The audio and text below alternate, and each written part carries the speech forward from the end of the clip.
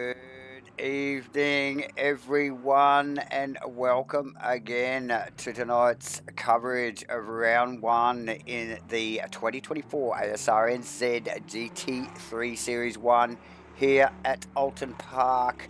Tonight is the first of this 8-round series, and as usual, we have the OG himself, J-Man. Welcome aboard for tonight's broadcast. How are you, my friend? I'm good, Davo, mate. What's the OG? Is that an old grump or is Yeah. that yeah, mate? No, I'm fired up for this one, buddy. As Yep. you mentioned, round one, season one, 2024. Yes, yeah, definitely. Yeah. First Old for Oulton 2024. Park. Yep, at Oulton Park, 8-round series. There's a bit of a mix. We'll get into it a little bit later between the new super sprints and sprint and enduro rounds. But yeah, the boys are just about to go out for qualifying. We don't have any points to talk about, of course, because it's round one. J-Man, we're in Oulton Park. We're in the UK. What's the weather looking like at the moment, mate? Have you got any heads up on that for starters? Yeah, look, overhead conditions initially do look pretty good. Obviously temps are down a little bit. Obviously we are in the UK, so ambient around that 19 degrees with the 24 track. So you could, to be honest, probably call it pretty optimum conditions out there. And official practice did see some pretty impressive times out It there. did. It did. So one would think that, yeah, albeit there's a bit of cloud cover, not so much UV on the track, and but still 24 degrees track temp, I would say, is pretty good. I'll just bring up my data now and just see where we're at as far as yeah, we're already on an optimum track. So these boys have been out earlier in the weekend on the format and have laid down Nice. to rubber. Yep. So a good turnout tonight, Davo. Obviously, 28 drivers turning up for round one. That's not the full contingent, but it's not far off it. Nah, that's a pretty solid effort, mate, here for round one. And we know not everyone is a fan of Oulton Park. So, Yep. Of course, we might have a few that are a little reluctant to join in the festivities tonight. But all the same, like you said, good turnout, J-Man. Actually, good sign-ups for the first series here in the GT3s at Asrnz. J-Man, I think that the last count, it was about 36 drivers signed for the series, for this 8-round series. And good response to skin submissions as well, J-Man, which is definitely worth a mention. So I think we got 33 or 4 out of those 36. That's an impressive stat, just based on is. I guess for the admin team and the powers that be at the top end of town, as far as the brains trust getting going, I think that really determines what sort of season you might be looking forward to, because when there's guys and girls that are signing up and putting the effort in pre-season to these skins, it really does show how keen they are to get into this. Yeah, well, it does show. It just, like you said, shows some commitment, doesn't it? Like they're in. They're invested. They want a pretty car for the stream for the whole 8 rounds. J-Man, there's plenty of racing to be had here in season 1 here, like we already mentioned, a mix of super sprints, sprint and enduro rounds. So yeah, look, there's some kilometres to be had here, and yeah, we are looking forward to it, J-Man. Oh, 559 on an outlet accident down at the hairpin there. I think I see a yellow flag down there. However, I had picked up on Darren Greeny in the 363 Aston Martin there, the car, and that is one of the OS Lamborghinis I see down at, I believe that is actually down at Shell Oil's corner, which is the right-hand hairpin. Darren Green is in the white Aston, and then the accident or the incident that brought out the yellow down at Shell Oil's corner was actually one of the OES Lamborghinis. I can't confirm whether it was, it possibly was it Ethan Carl? It could have been. Hang on a sec, I'll tell you. No, it wasn't Ethan Cale. Yeah, but anyway, nonetheless, these guys have started cycling up. Plenty going on already in qualifying. Look, this is going to be a busy qualifying, folks. This a very short track, very flowy, so good high average speeds, and a pretty healthy field. J-Man, not going to be a lot of space out here in qualifying tonight, and we are already nearly halfway through it. So preliminary times, Chris Cooley, no surprise, one of the very late, if not the last registration for the series, up leading the board with a 32.4. Ethan Cale not far behind. Yeah, I don't want to sell anyone short, but when Cooley's when Cooley turns up and decides to deliver a time, it can be pretty special. And we sort of joked about, will we see him run a 1:31 here tonight? He's obviously in there provisionally on a 32.4. I think he's got the numbers to do a high 1:19 somewhere. Probably, J-Man. But not to take anything away from the rest of the boys here that are literally, fighting their way through 33s and 34s at the moment. Like we mentioned, Ethan Cale provisionally second, Shane Fratado and Jordan Moss respectively in third and fourth. Provisionally Mitch Campbell in one of the OES cars, I think that is, J-Man. Yes, the purple OES. Yeah, Mitchie under the OES banner this year, so that team's got quite the showing now with the likes of Shane Fratado, Mitchie Campbell, also nice work. Phil Turnus. I'm pretty sure he's still rocking the OES brand. Awesome stuff. Awesome. Aaron Enright was just holding down seventh there, but it's actually Steve Crossland that's actually upset that little apple cart there, popping himself into fifth position there, J-Man, with 33.9. Stu Arrowsmith down in eighth in one of the Tokyo taxis, the Lexi, the Duff. I think this is one of the Simpsons inspired cars, the Duff beer car, and Tennis Venter in ninth in one of the RLR cars, ran like racing guys, Steve Crossland's teammate there. And Brad Robinson was holding out the top 10, but as I speak, who has slipped in there? Sam Carson, J-Man. Sam Carson decided that sim racing was better than soccer, and we couldn't agree more, Samo. So good to see you back out on track, mate, in the 778 McLaren, is it? Yeah. Yes, Carson's fitness car there. So, yeah, nice work there from Carso just to slip it in that tough field here tonight, J-Man. Cooley already parked it in the pits. He's had enough. He knows he got the 31, J-Man. He did grab it, and just packed it up. Some really, really fierce competition going through 8 through about 14, 15 place at the moment. The likes of Kenny Simpson, we saw well inside the 10 in official practice, and that factory-back Nissan GDR Godzilla there with the red and black paint scheme, the 68 car. Yeah, fantastic looking car there, J-Man. Who is that just popped in front of them there? Phil Davison as well. No, that's not Phil Davison, sorry. Kenny pops it up into 12th, David. Oh, nice work from Kenny. Very Mitchie nice Campbell work. up into P3. So nice work from Mitch there. Out of nowhere, the deltas were up, but I didn't think they were that high, J-Man. So top effort from Mitchie. Shane Fratado also up on his time, and Aaron Enright, as we wind down, only a little, around 2 minutes here. Yeah, Tennis Venter about to bank a good time too here into the, I would say, into the 33s potentially.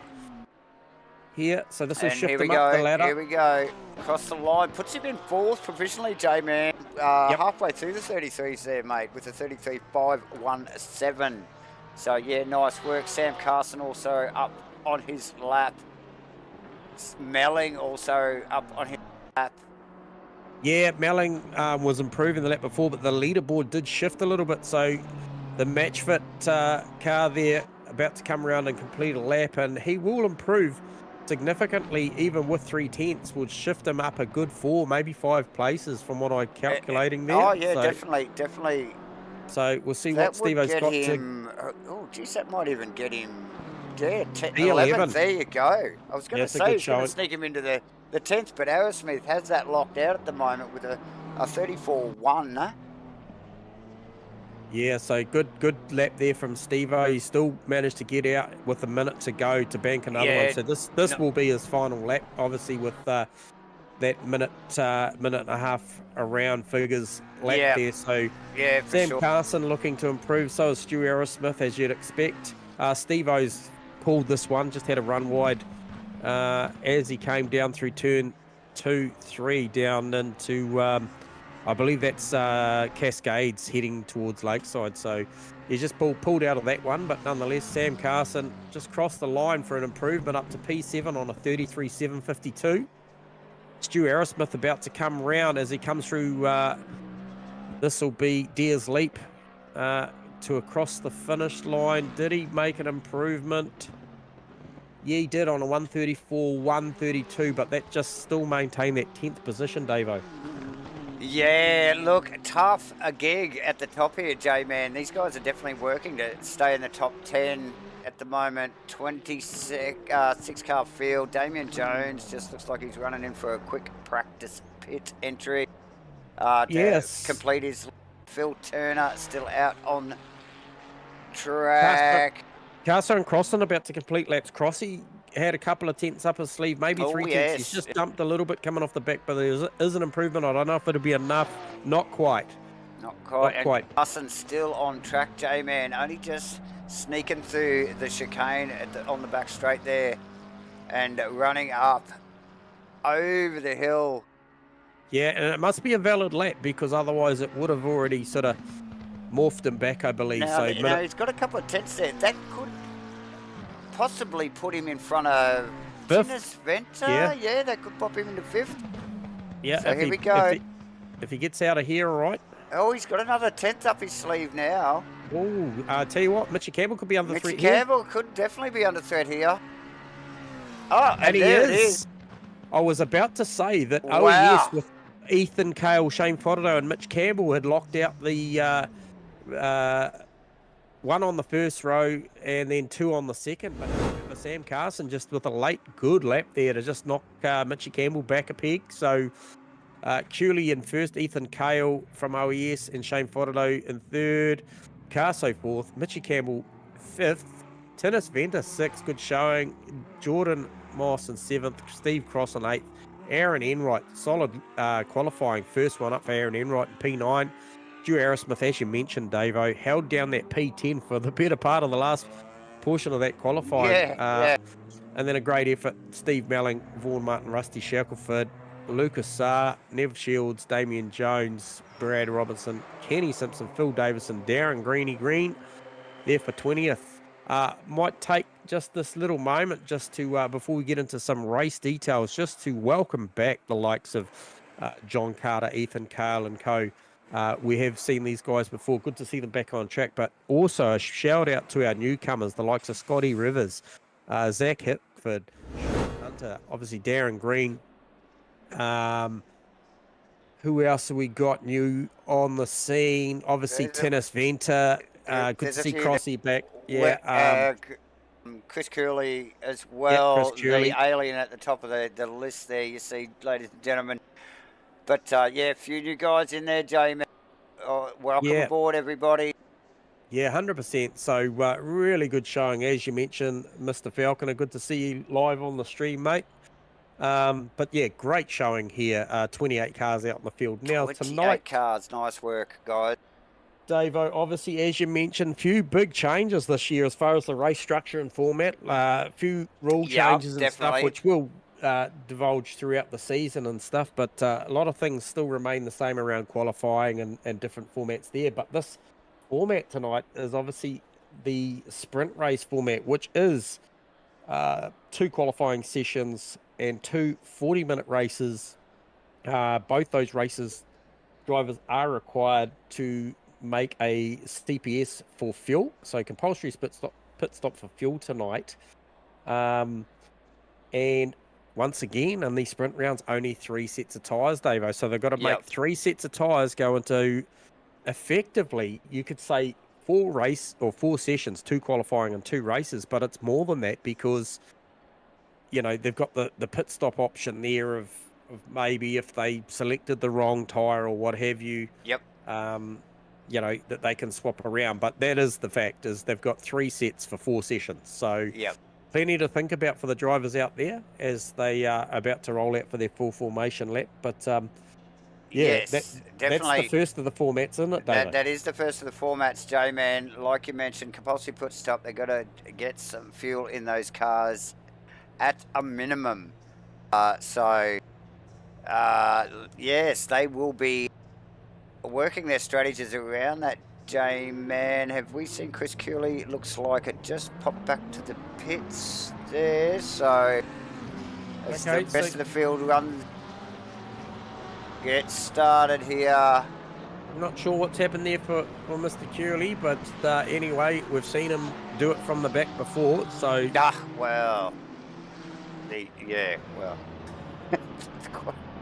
it's all doable, especially around Oulton Park here, J-Man.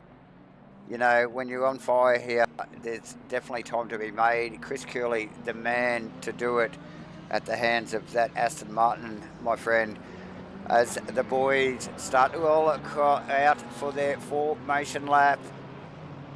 Yeah, so big shuffle on the grid there with Cooley not making the grid, and take this minute just to welcome along John McDonald to the live feed and chat. And big shout out to those boys, John McDonald and Mark Madgway with the Warbirds number 2 car going for that Taupo racetrack weekend, looking for a 12-hour, a good solid run in the 12-hour down there in real life. So well done to those boys. Definitely. Also Nick Mickendoe in the other Warbird car with his fellow drivers, Nick Mitchell and co. So best of luck to those boys out there. I'm sure they'll go well this weekend.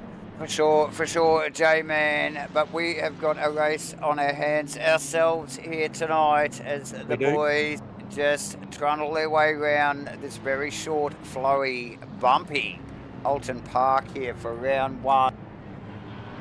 Now, I think this is going to shake things up here because we're seeing what Cooley normally does at the start of the race. Now, take him out of the equation for the now because he's obviously sitting in the pits, as is Mike King for whatever reason. So, Mikey not making it to grid either. Oh, okay. But what we know is the times between Ethan Cale and Shane Faraday, both driving out of the OES stable. Yes.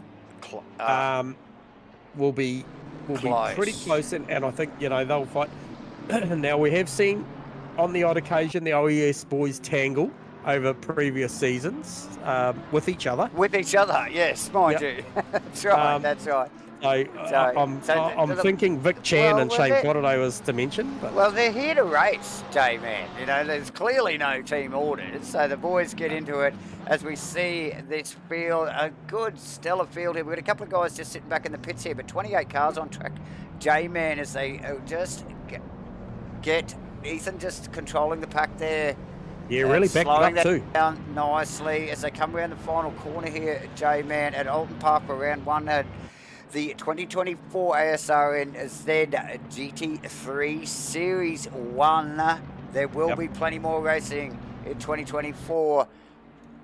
And we are about to go green, J-Man. 26 cars starting, couple from the pits, and we've got a green light and a great jump from Ethan. And Crossy, Tinnis Venter actually, good jump from him. Crossy just tucked in behind him as well. Yeah. Stewie with a nice move around the outside end, right through turn 1. Yeah, Aerosmith just making a real gain and up on the back of his teammate there, Geordie Moss. A little bit of contact. Yep. Looks like Moss has got it under control. Maybe not. Stu Aerosmith, a little bit wide. He's a little bit sketchy. Brad Robertson clears that. Holds down 8th position and back now up into 6th, I think, J-Man. So it's Shane Faraday with the drive-through, mate. Oh. So that would be a start procedure breach, I would think. He would have got something there, so I'm not sure what that's all about, but he has been given a drive-through. That's tough, J-Man. Currently sitting in 3rd position, but clearly a provisional. He's actually in 2nd now. He's 2nd, yep. We haven't, our data hasn't updated there. That is actually, I think, the Mitch Campbell's car, J-Man, just tucked in behind it. And then, sure is. So that's an OES 123, Davo. Yeah, that's right. Sam Carson and then Tennis Venter and Steve Crossan. So we've got a Rainlight Racing lockout there in 5th and 6th. Aaron Enright, first to the breakfast crew, boys. That's in clear air in lap 1, mind you, here at Oulton Park. Unbelievable as the rest of the field start to shake it out. We've got Damien Jones and Neville Shields. Sean Hunter and Bear Grylls had a good start there. Bear Grylls getting plenty of heat from Cooley as Cooley starts to pull his way through the field here. Works the inside nicely. Bear gives him plenty of room.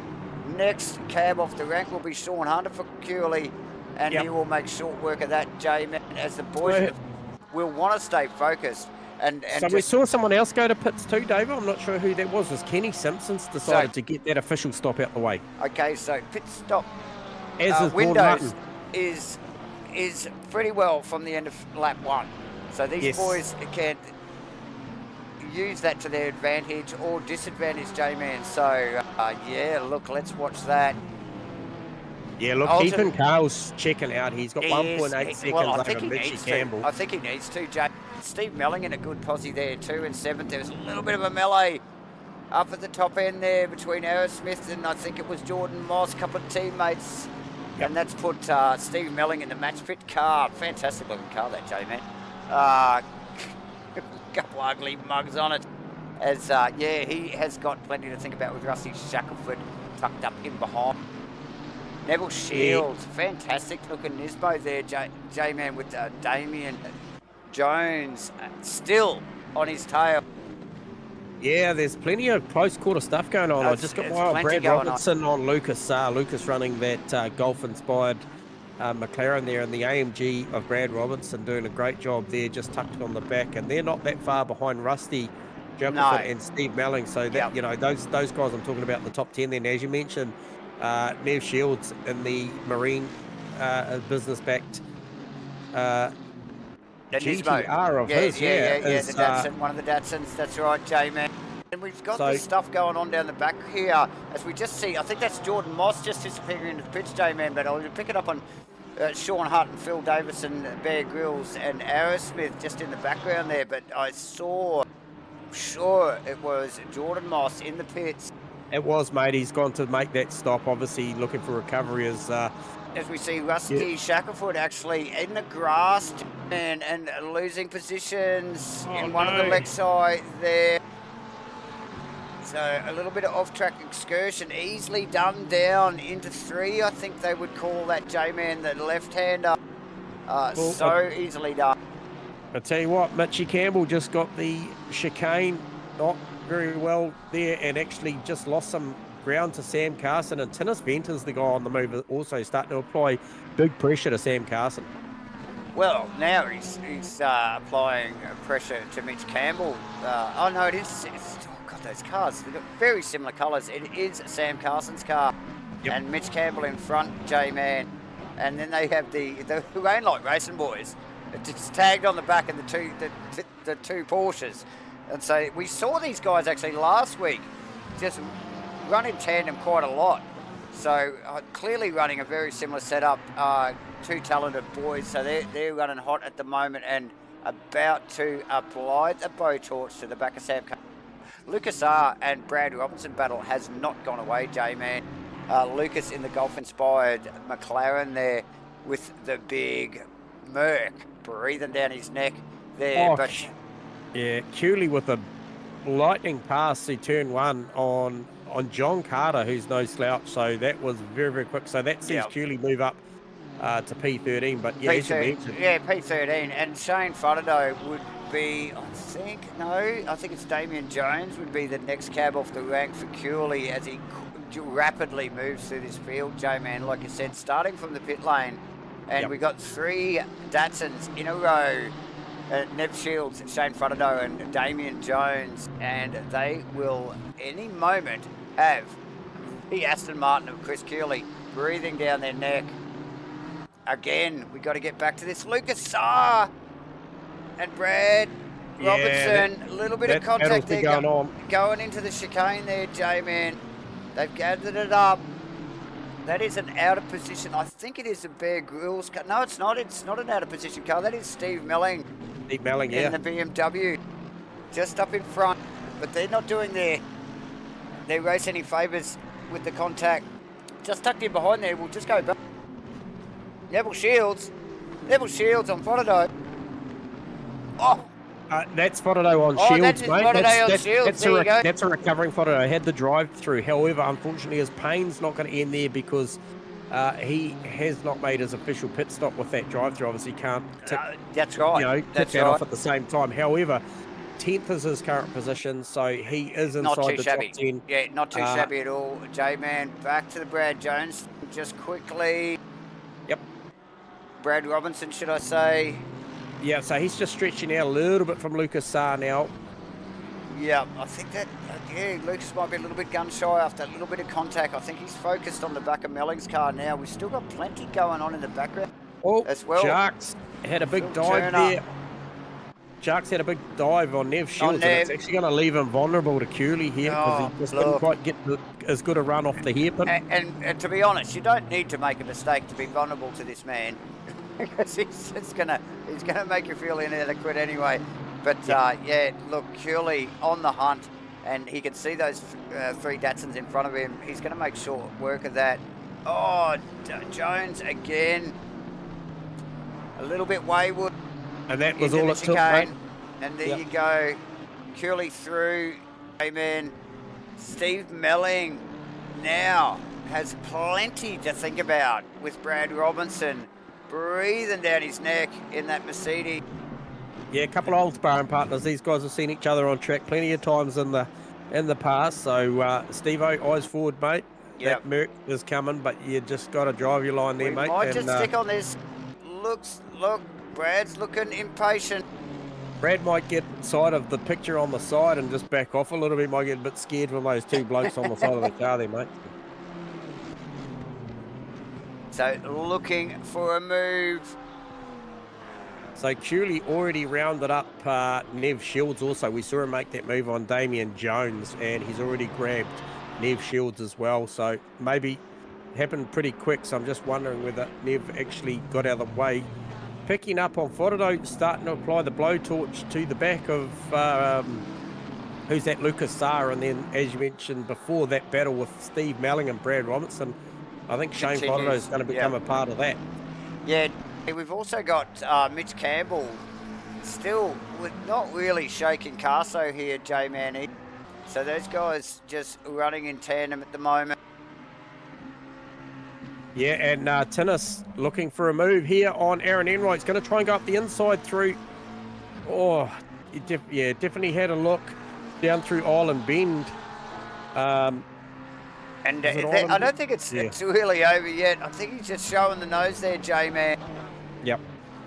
Oh no, they actually were well past there. They were actually that was well into the lap. That was somewhere down near Clay Hill and Druids, to be honest. That where that started. So. Yeah, so Enright with plenty to think about it. Tennis very sideways. Tennis very sideways. We look over we got an on board of that and see the wheel work of that one. Wait, we were just looking over the back wing of Enright's car and it looked scary. Let's see if we can get a replay on it. Yeah, that was some serious wheel work going on. I probably tell you what, leave it to you, that one.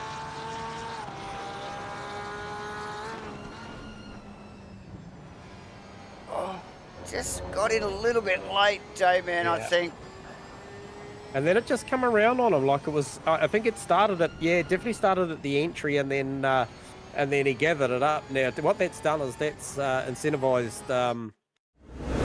So obviously, as you mentioned, the Rainlight racing cars were line astern, and Crossy is pretty keen on going with his mate there, because I wonder if Tennis's rear tyre pressure's not set the best. We have gained a little bit in temperature. We're up to 20 degrees ambient, 26 track. So we've gained 2 degrees on the track, but wouldn't think it'd be that severe. But Ethan Cale out there doing a great job. Fastest lap of the race for him is a 32.9. And funnily enough, with Mr. Cooley having to deal with traffic, he's a 32.9 as well, but he's something like 7/1000ths away from that best time of Ethan Cale. And it just does look like he's just working a little bit harder for his positions now as he's climbed through the field into 10th position, J-Man, as obviously the top 10 a little bit quicker in their lap times. He'll have to work a little bit harder.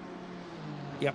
Vaughan Martin's still the first of our pit stoppers as we just see Damien Jones peel off to pits to make his official stop. I have got my eye on Vaughan Martin to see where he pops out once the likes of some of these other guys do go in. So Cooley now on the tail of Shane Fuddido, J-Man. As is Brad Robinson on Steve Melling just well, I don't think that's actually ever stopped. So no. These guys are just going hard at it. Like you mentioned, that Crossland actually around Venter as well. Just a quick update on that little battle, okay. J-Man. They got that done, so we'll get I just back wonder to whether Tim's tyres just not in the best spot because he's a bit nervous at the moment. It does look a little bit nervous, J-Man. As we just jump back onto this Melling-Robinson battle, you can actually see the Fuddido Cooley thing going on behind it there, J-Man. So that little, well, it's like a little twin pack of cars there. That is going to bunch up sometime soon, and very soon actually, as Fuddido's up the pace with the pressure from Cooley. There's a run here for Brad. Oh, look at Cooley go as well, J-Man. Cooley does it on Fuddido. Stephen. Melling just got the marbles there. Oh, so unfortunate for Melling. He's lost 2 positions there. He looks like he might even lose 2. Yeah, Fuddido's got him as well. Fuddido sneaks through there. So keeps the car pointing in the right direction, J-Man. Good call from Stephen. Good cool head. Could have been a lot worse down the end there into the final turn. And now we've got Brad Robinson with all sorts of pressure. Yeah, just looking at the car placement there from Cooley, he's just been able to put that car either side of the race line on the way into that onto that left-hander coming down the hill there. He was just trying to search for maybe more traction coming off the corner to line up Brad, but didn't come to anything there. And Steve-O's recovered nicely actually after that little bit of a run wide and just tagged on the back of Shane there. So yeah, so nice work from all the boys so far. Good clean up the stuff road from Mitchie Campbell. Okay, that up the road. Yeah, must be a lap car. No, it must be a lap car. There's another car up there. I'm not sure who that is. Okay. Aaron Enright finding himself now with a bit of pressure from Steve Crossland as the battle for the podium begins, J-Man. Ethan Cale currently leading the pack. Mitch Campbell in second, Sam Carson in third, but Enright now he's going to lose his focus on the chase for Sam Carson as he has Steve Crossland and his teammate Tinnis Vetter not too far behind. And Brad Robinson holding off Cooley for one more lap. Brad Robinson definitely holding off. Looking a little bit loose in the one there, J-Man, as I think we see someone just pop out of the pits there. Yeah, who was that? Red and white Porsche by the looks of it. Cooley a little bit wide out of 3. Headlights ablaze in the Aston, looking for anywhere to get past Robinson. Robinson a little bit loose on the exit there with the kink, and that's all it takes. Yep, he just pounced on that one. I thought he was defensive, but as you mentioned, he was a little bit wide, and we've just seen the Grove Porsche, and that would be, the Grove Porsche would be Hunter, Sean, and he has gone around down at the hairpin. Oh, yeah, yep.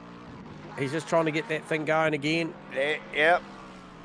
I just wanted to see whether there was easily done, J-Man. Because Melling was behind him, and hopefully he didn't get caught up in that. So I'll just have a quick look at that for you, let you know what happened down there.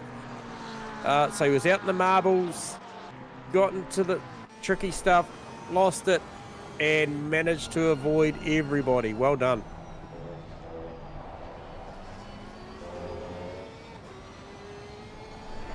Okay, just trying to have a look. Darren Green looks like he's out of the pits. So is that Crossland around. Oh, okay, so it's Enright in the pits, J-Man. Enright to the pits, yes. Quick change of positions there. I think we might have caught that on camera, but I wasn't actually watching the monitor, watching the data. Plenty going on here, ladies and gentlemen. As we just watched Brad Robinson back it into 3 there in the long nose Merc. Love those cars and trying to hang on to the back of Curley. Good luck with that, Bradley. Yeah, he's got more to worry about with Shane Fotterdo on his heels now. So. Yeah, definitely. And he want to be looking after those tyres. Man, Asrnz in a little bit of a battle here. I think that is Enright now back out of the pits. So, and has tagged onto the back of Asrnz. I don't think Asrnz has done his pit stop. Yet. No. So, we've only got a handful really. 1, 2, 3, 6 cars out of the 28 car field here that have pitted so far, J-Man. So plenty to unfold here in the pit lane. Yeah, 40-minute race. So, expect to see some of them split this thing in 2 at the halfway point or not far after. Yeah, definitely. Weather conditions maintaining what they've got. So I think, the guys are likely. There's no time fix on the fuel. So the guys will be just a quick splash and dash and then into it. Not seeing a great amount of time on these pit stops. But Aaron Enright is the first of the official pit stoppers on the racetrack at the moment. Yep. Just noticed Steve Melling just in the top 10 there as well, J-Man in 9th. Still, I think, yet to do his pit stop as well. So still holding down great position there from Steve-O in the match fit car, J-Man. Just looking out at the back of Brad Robinson at the moment. Because Fotterdo looking to find somewhere. The Merc's straight line speed is just spectacular. It is very, very good. You're right. We might just get out of the back of Shields because I think he has John Carter. John Carter pass. Oh, okay. We might get a replay on that. We might get a replay on that, Jamie.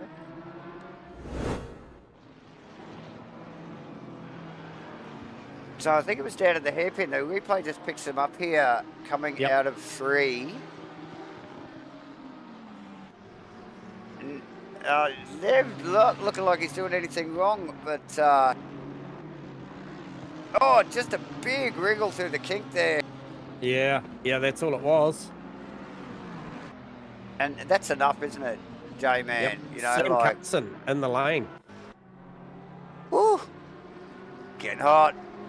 So this is one that would be interesting because Tinnis Venter in the lane also as well. So as we mentioned, we're just approaching the halfway mark. So this is the time where guys and girls will go. Chris Cooley now does claim the fastest lap of the race. Brad Robinson just sneaking out from behind Fotterdo's car there and just like all sorts of sideways to get into the pit lane. Yeah, into the lane, yeah. It's just very quickly pulls it up, and he also during his official compulsory pit stop, J-Man. So here we go. Here's the flurry, the halfway mark, like you mentioned. So Stu Arrowsmith's there. Where is Aaron Enright? Okay, so he's there. So Aaron Enright post pit stop came out pretty much behind Stu. That's right. And then hasn't been able to do anything with Stu. So had he been able to dispatch Stu and make it up the road, he would be right on the back of Sam Carson for position. Remember, Carso was running in the P3 position. Currently, if it's status quo, it would be Ethan Cale, Mitchie Campbell, and then Sam Carson. However, Chris Curley has made his way up to 4th from the back of the grid, so he'll have something to say about that in the next 19 and a half minutes. But, so Aaron Enright's still doing a good job, but probably needed to go with Stu there. Yeah, definitely, J-Man. Another little group of cars just to keep an eye on here. It's Phil Turner. Oh, that is Damien Jones well off the circuit. It was Phil Turner with Kenny Simpson applying some temperature. We had Damien Jones and Jordan Moss, but we'll get a replay on Damien Jones going off there, J-Man. Yeah, it's a big off.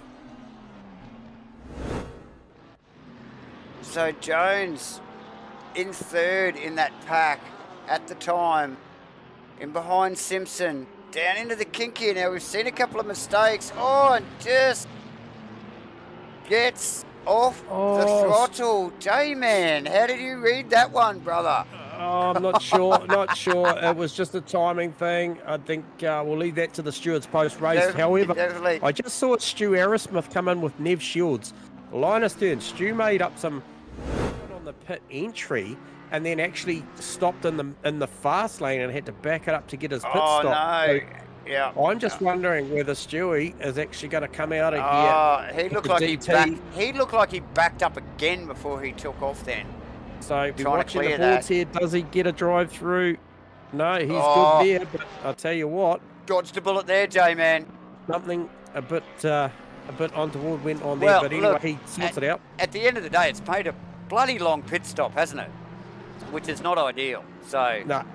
So he will lose that spot to Aaron Enright. Yeah. Which he has well and truly to the tune of about 7 positions too. So yeah. I think looking at that. Steve Croston to the pits. So that was out of P3. And who was that? That was Shane Fodderdo. Who was he just rounding up? That might have been Lachlan Andrews. The lap car, sorry there, J-Man. Just didn't come up on my data there. But yeah, he's looking like he's got a clean set of heels and still needs to make his compulsory pit stop. We're a little over 17 minutes to go in this first round here for the Asrnz 2024 GT3 Series, J-Man. At Oulton Park, sprint round. So couple of 40-minute races with CPS. Where did Crossan come out? Okay, so Crossy's come out. That is. Where did that land? He's come out behind Carso. Oh yeah, that's not a bad effort. Now Carso's pitted as well, so he's in good stead there. Venter also has done his CPS there. He's a couple of positions behind J-Man. Yeah, P11 provisionally at the moment, but still got the likes of Lucas. No, sorry, Lucas is actually pitted and in front of him. So Lucas doing a very, very good job in that opening half of the race. Mate, Lucas has looked really speedy tonight, J-Man. Yep. So just definitely to the back of Rusty, but Rusty, however, still has to make his stop. So no point trying to battle that one too hard. There isn't, is there? So Mitch Camp now starting to come up on some lap traffic as well. These short, flowy tracks really do start to mix the field up in the second half of the race, J-Man. We've got about a quarter of the race. No, geez, no, a little bit more than that. We're 15 minutes odd in to go. And Campbell will have his head down. He's got Cooley, I think, is the next on-lap car. Now, these guys still haven't pitted, J, but he will know full and well how quick that Cooley car will be coming for him. But Mitch with a fairly hefty gap, J-Man. Yeah, that looks like Jones off the track again. Sorry, J-Man, for interrupting. Okay, you're right. Damien Jones. Okay, so Jarkus just making a festival of it at the moment. Yeah. So, struggling with the Oulton Park circuit tonight, J-Man. John Carter also doing a tidy job there. He's probably the last on that list of the top runners there that hasn't pitted yet, J-Man, in 6th position provisionally. So, not a bad showing from Carter there tonight, J-Man. Yeah, no, he's done a good job. Steve Belling's doing a great job. He obviously still got to make his pit, but he is currently sitting in P5. Not that far down the road from Fodderdo, so Aaron Enright came out, currently running P13 in the battle versus Crossy. Yeah, Crossy got the better of that one there, John Boy. I think he just got a late turn of speed late in that stint before he made the pit stop, and Crossy actually looking really, really good by the time Carter, Melling, and Fodderdo pit. Yeah, so definitely. There's plenty of racing to go yet. We've got a little over 14 minutes to go, and Still quite a few cars yet to pit. We've got Curley in the pits, J-Man, as we speak. Yeah, he's getting that done, getting that out of the way, and he can charge for that last 13 odd minutes. How far is it going to drop him back? I think Damien Jones might have retired that car to the pits. I see it back in the pit lane. Not sure whether that car will come back out having a tough time of it tonight here at Oulton for round 1. So a couple of boys, look like we might have a couple of retirees, but Cooley just finalising his pit stop, J-Man. Still plenty going on up the top. Cooley taking a long pit stop here, not sure what's going on there. Yeah, that's okay, that's not well. That's not good. That's not good. Ethan Cale to pits. We just picked up on Rusty Shackelford, unpitted with Lucas Saar and Tinnis Venter. Just tagged on behind him. Now, obviously, Rusty will have to pit. Now, we have seen that car off track, pointing in the right direction, however, but off track already once tonight. So, yeah, lost, no doubt, a little bit of track position. And, yeah, he's going to have plenty to think about pretty soon, J-Man. Or does he just get out of it and get into the pits and let these boys... John Carter, Sam Carson. It is on. Oh, no. Apparently, Curley, did he hit a back marker and spun out in front of him? What a shame. Okay, so that may be a little bit more to the Curley story. There you go, Sam Carter. What? Can we grab a 30 on Mitchie there? I'm not sure what happened there, but it didn't look good. Let's see what we can find. I don't know. There was dust and there was a purple bloody McLaren. I couldn't tell you any more than that, but I just wonder if there was a bit of a story behind that.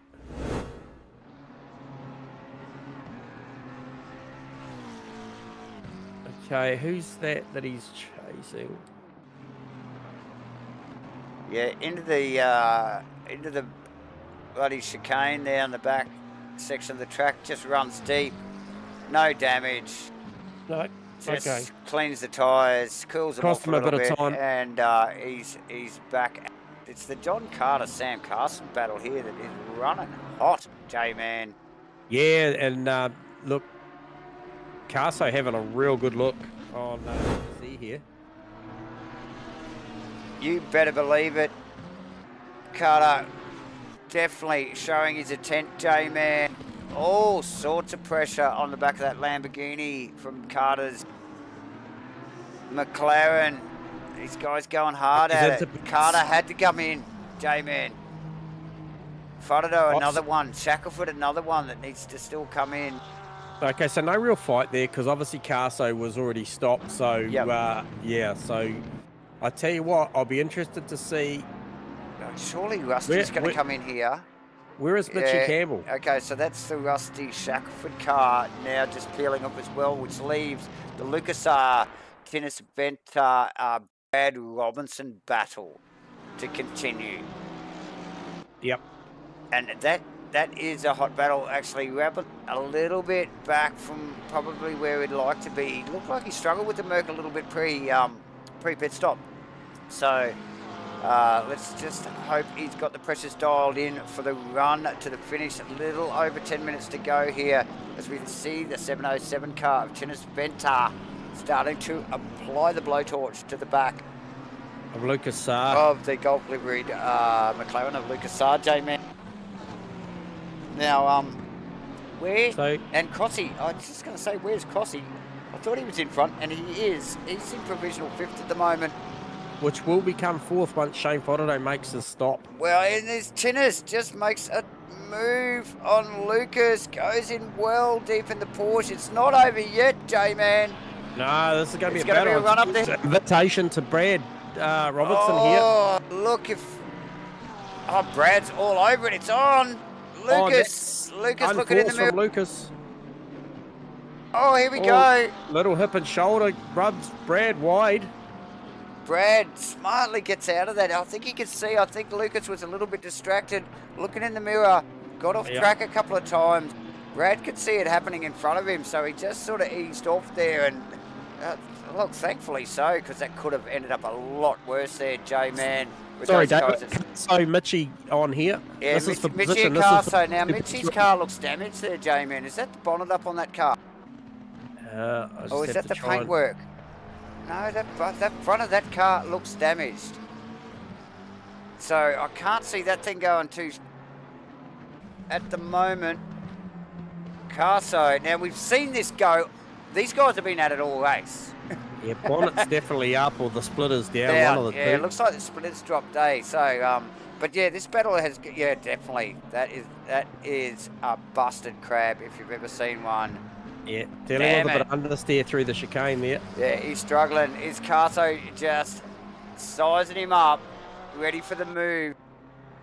Mitch still no slouch in a well-damaged car there, J-Man.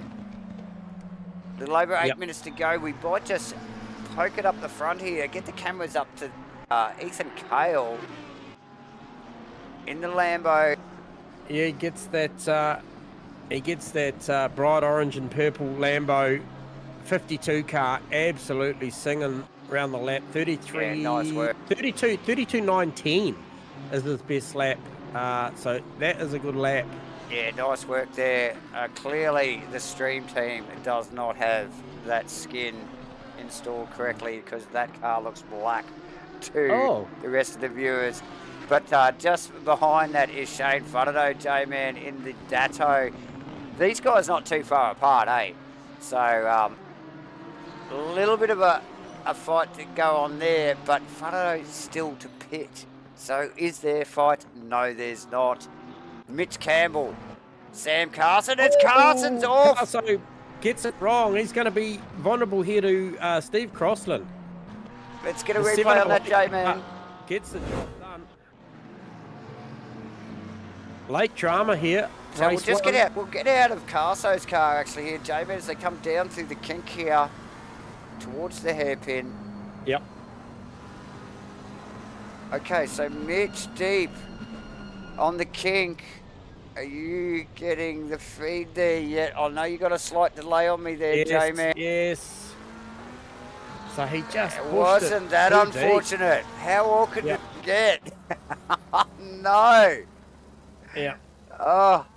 Yeah, just too deep. And I'll tell you what that does is that puts Crossland up to a provisional P3 by the time Fodeno shakes out. Yeah, that's right. Which you'll do shortly. Exactly right. And obviously his teammate Tennis Venter only a position or so behind. So, mate, those guys, they have been gifted positions here tonight. Like a lot of these guys actually have, a little bit of a melee at the start of the race, and then definitely some changes going on throughout this first race of round one here at Oulton Park for Asrnz's 2024 GT3 series. Melling sizing up a move here. Who's that on? It might be a lap car. Aaron Enright. Enright to the pits. That is actually. Oh, so is that the Vaughan Martin car? Is it the white Aston? No, Vaughan Martin is the 777 Ferrari of the Martin's plastering car. The white Aston is actually the car of Darren Green, and that was the car I just saw Steve O'Melling round up. Steve just wrapped him up there. Yeah.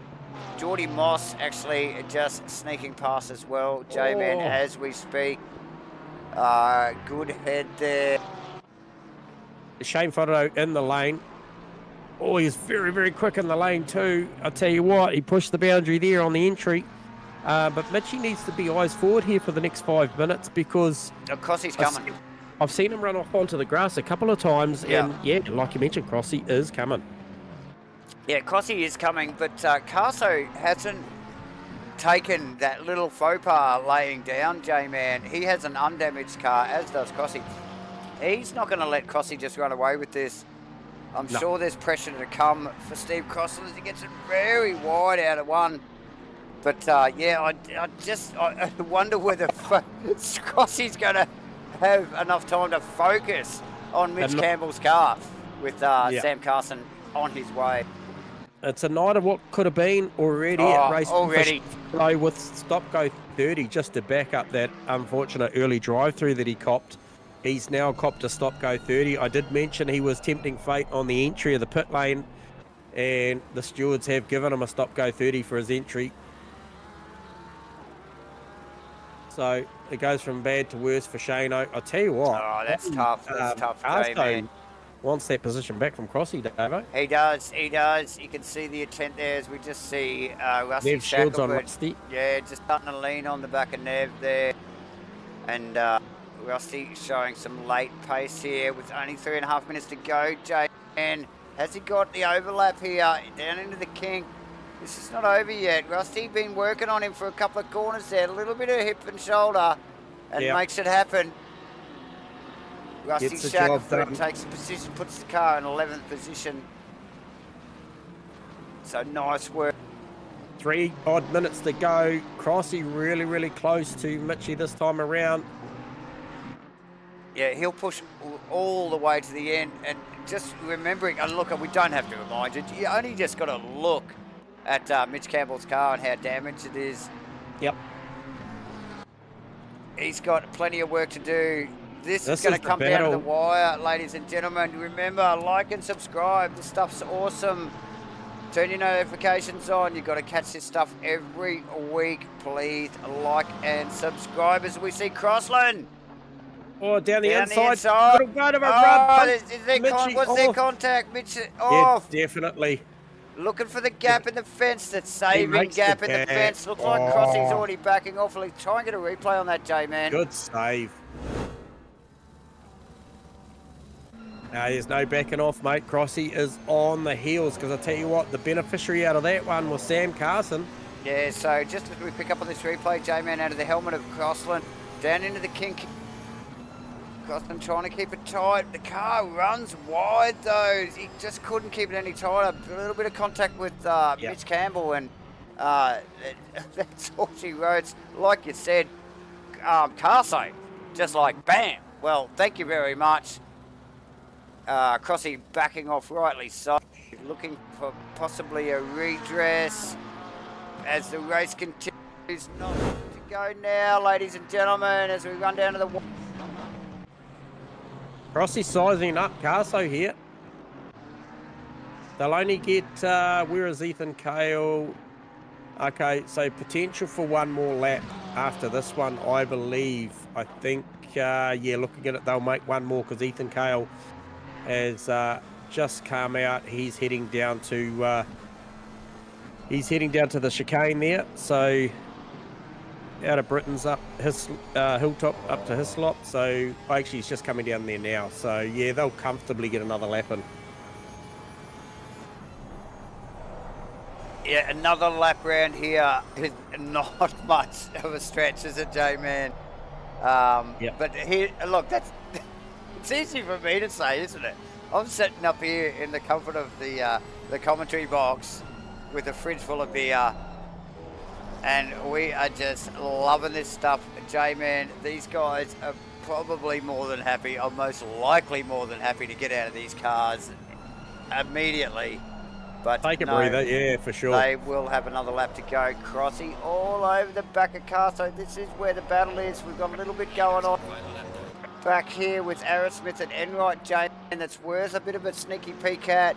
It is, I have been watching it. We know Asrnz's pace. We know Aaron's pace. These guys are hot property at the moment. Very quick. It's actually Asrnz. There's a couple of cars between them. Actually, I just noticed now. That's why they're coming up on our Jones Delta. Is in there. Yep. Is that Geordie Moss's car actually just tucked in? It is too, in behind Geordie Moss is on the back, and Steve Melling's not that far behind them as well. And that is for position. The odd car out in that battle there is definitely the Damien Jones car. Yep. And then I think also the Sean Hunter Grove Porsche. The Grove Porsche, yep. Which is well beat up. Yes, and still looks like he's struggling for grip there. Yep. As he attempts to give the boys room. Oh, that is Stu got lucky there. Getting tangled up. Mossy's going to have a good look here. He is going to have a good look. It is the final lap, J-Man. Yep. Oh, no, are these guys going to do another one? No, this is it, mate. Ethan Cale is already well around, so these boys have started the lap, so they're into it. So Ethan Cale running up over the top of the hill here through the right-hander and down the final straightaway before the final corner. We will just watch him. Oh, sorry. Yeah, so these boys are starting their sorry, I was just looking at their location. Oh, Mossy goes to the outside. Yeah. The leader has finished the race. Well done, well, Ethan Cale. well done to Ethan Cale. This battle isn't over yet. We've also got Sam Carson. Now, look, Ethan, he really did get knuckled down there in the early phase of that race there, J-Man. Look at the gap he has on next contender. Massive gap. Look, and, you know, look, no disrespect to Carso. He had a fight on his hands the whole race. So, you know, it's definitely no slack. Steve Crossland. 31.7 seconds, the difference between 1 and 2. And then, obviously, as you said, Crossy in third. P3. Hit the podium again. Mitch Campbell in fourth with a busted-ass looking McLaren there, J-Man. I see they will bin half that thing. Tennis Spencer in to Brad Robinson coming across. For E6, yeah. Lucas Saar in pretty quick succession as we see John Carter, Rusty Shackelford rounding that top of the hill right-hander, J-Man, and down the final corner. There's a little bit of a gap between Carter and the rest of the field. So that top 8, J-Man, really close stuff, apart from Ethan, like literally a couple of postcodes out in front. Good work. Great job from Vaughan Martin to take a top 10 there. Yeah, just in front of Nev Shields.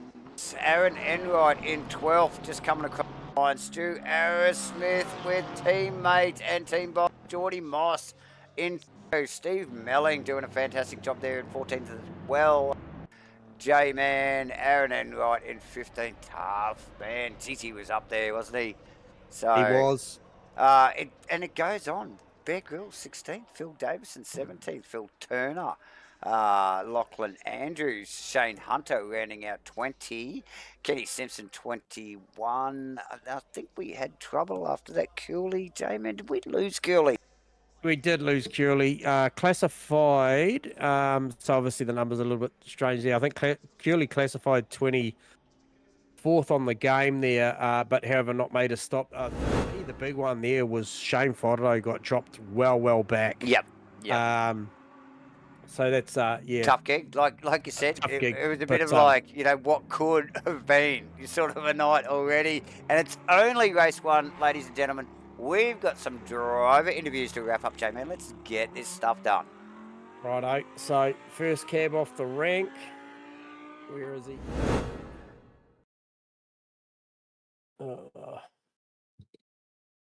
Sorry, the list is big. The list is big. Here he is. Steve Crossland, I believe, was P3. Am I correct? Correct, you are. All right, well, J-Man. Mr. Crossland down. Steve, you got us on comms, mate? Hey, boys. Hey, mate. Well done. P3. Great race. Busy stuff out there, mate. Give us a bit of a analysis of how that race went for you, mate. Obviously, we saw it, but how was that for you? It was good. Just with the mentality, don't die. I was just waiting. I actually let teammate through to let the guys in front just battle it out and try and slow each other down. Yep. And it seemed to work. So a few of them fell off, and I was going to pit, and then I was right behind Aaron, caught up to him, and I was going to pit, but he beat me to it. So I just stayed out, and in the end, it looked like it paid off for me a bit better than him. But then I think Carson got me in the undercut as well. I'm not sure if he was ahead of me, actually. Oh, no, Carson got you because there was a little bit, you and I think Mitchie got tangled up towards the end of the race there, and Carson was sitting right behind you.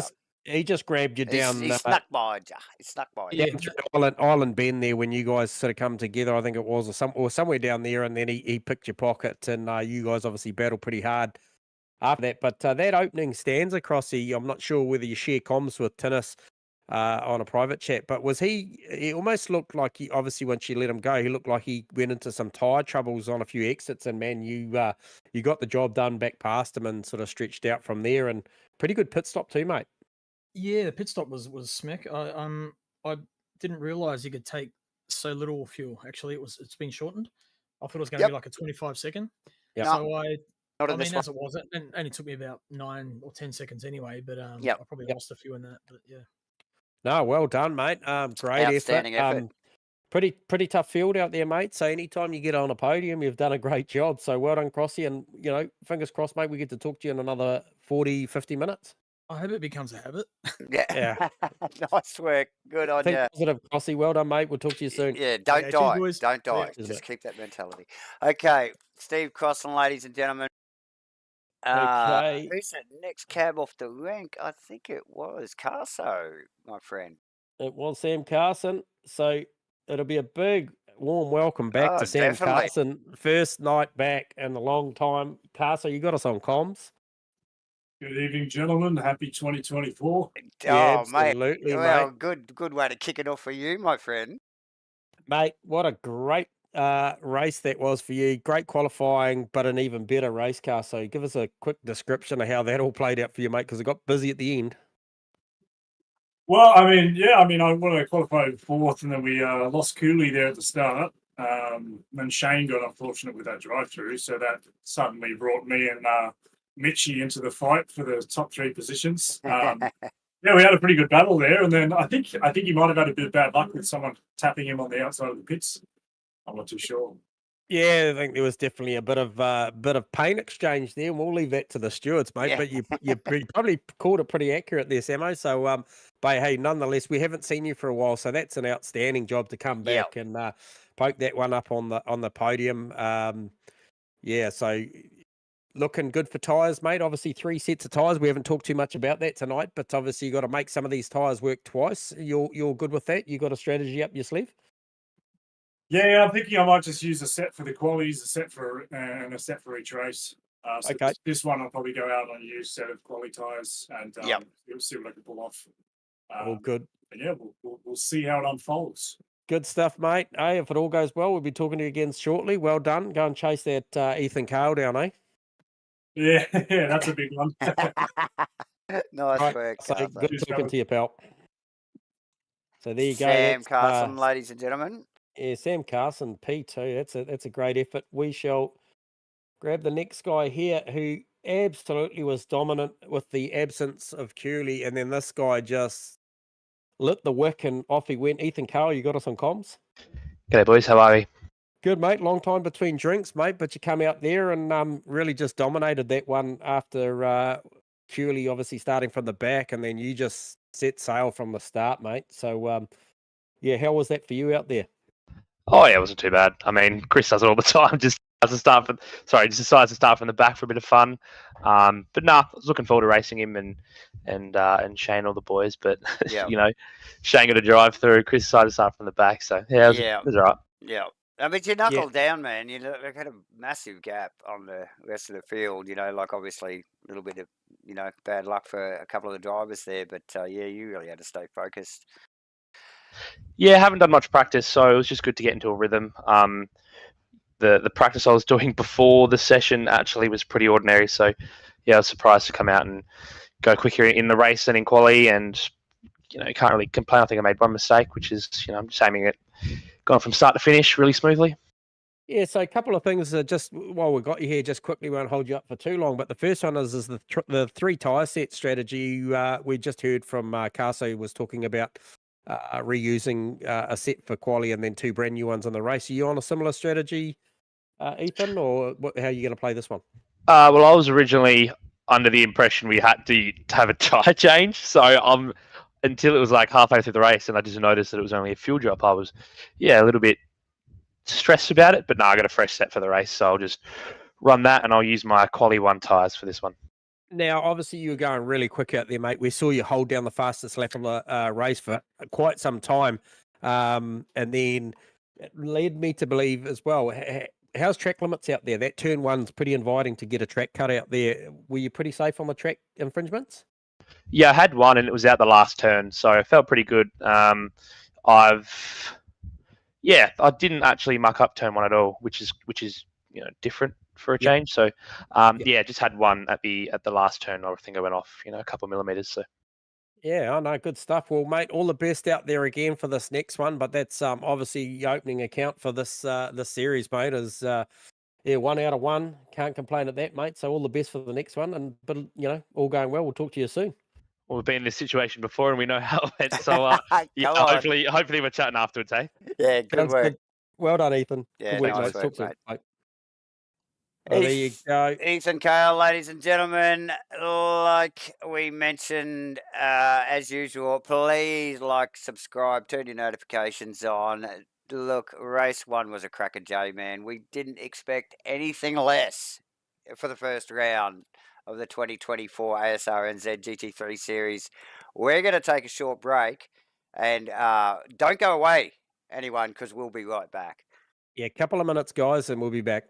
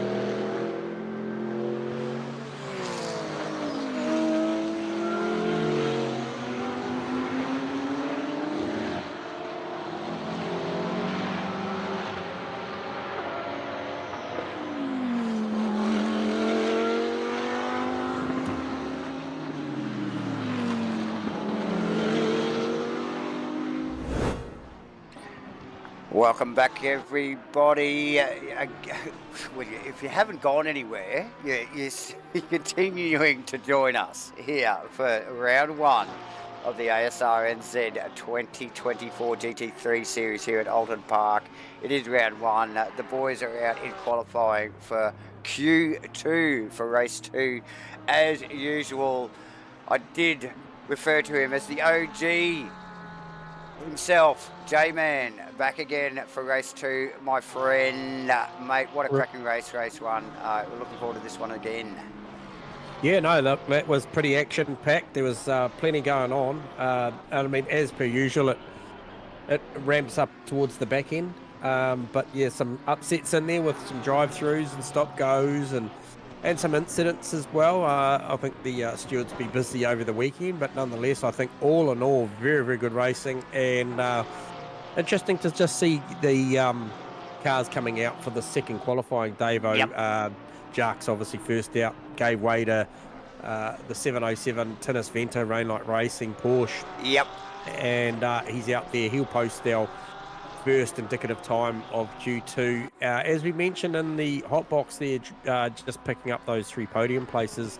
Haven't delved into it too much tonight, but yeah, the sprint rounds do see the guys with 3 sets of tyres, as we mentioned at the top end of the stream, for effectively 2 qualies, 2 races. So and different strategies in there. Yeah, and so it's a CPS, but they only need to put a splash of fuel in it, so they can manage it however they like. There's no tyre change required as Tinnis and Ethan Cale, and we start to see some numbers starting to come in, J-Man. Yes, so this is the first of our sprint race format here for 2024 season 1 in the Asrnz GT3 series. It's an 8-round series. We've got a mix of sprint, super sprint, and enduros to come, J-Man, as things ramp up as usual, even in qualifying. It's pretty hectic out here. Look, very busy qualifying here at Oulton Park. We have nearly 30 on cars on for Q1, and a very short flowy track. It doesn't leave a lot of space.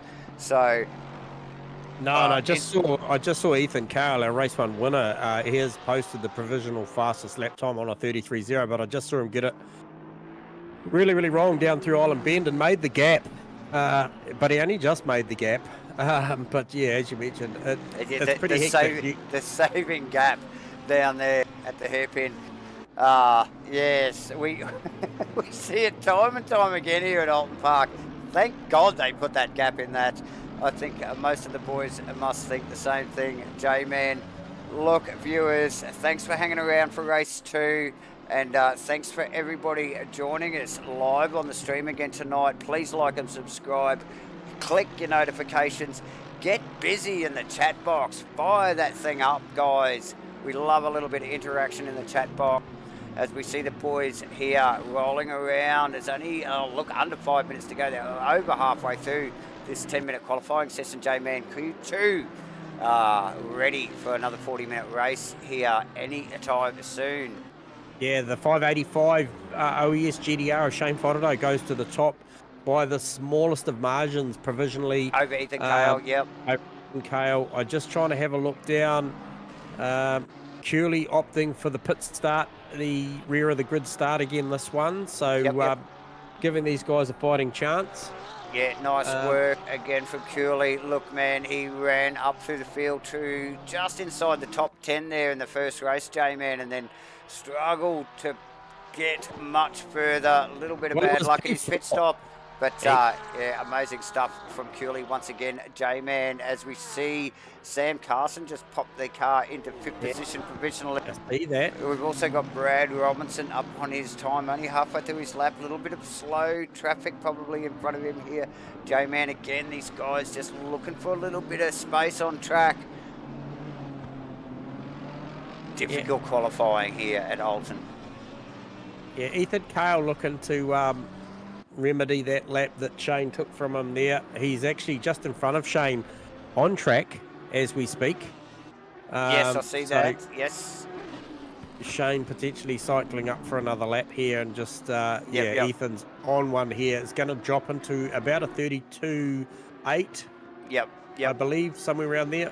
Yep. And no, 32.6. And I think it was the Brad Robinson car we were just picking up on earlier. there. He actually backed way out of that lap that he was on, and just to give himself a little bit of space. And now just starting another lap there, J-Man. So plenty on. I think that is actually Carter just tucked in behind him now. Carter super quick in race 1 as well, J-Man. John Carter. So clearly the production team does not have these boys' skins correctly installed. So you're seeing, I think, Ethan Cale and John Carter all both in black cars currently. That will be rectified for round 2, I assure you. We will poke our little eyes on Tinnis Benter up on his time, J-Man, only by a smidge though. He's got some work to do there in the RLR super car. sideways.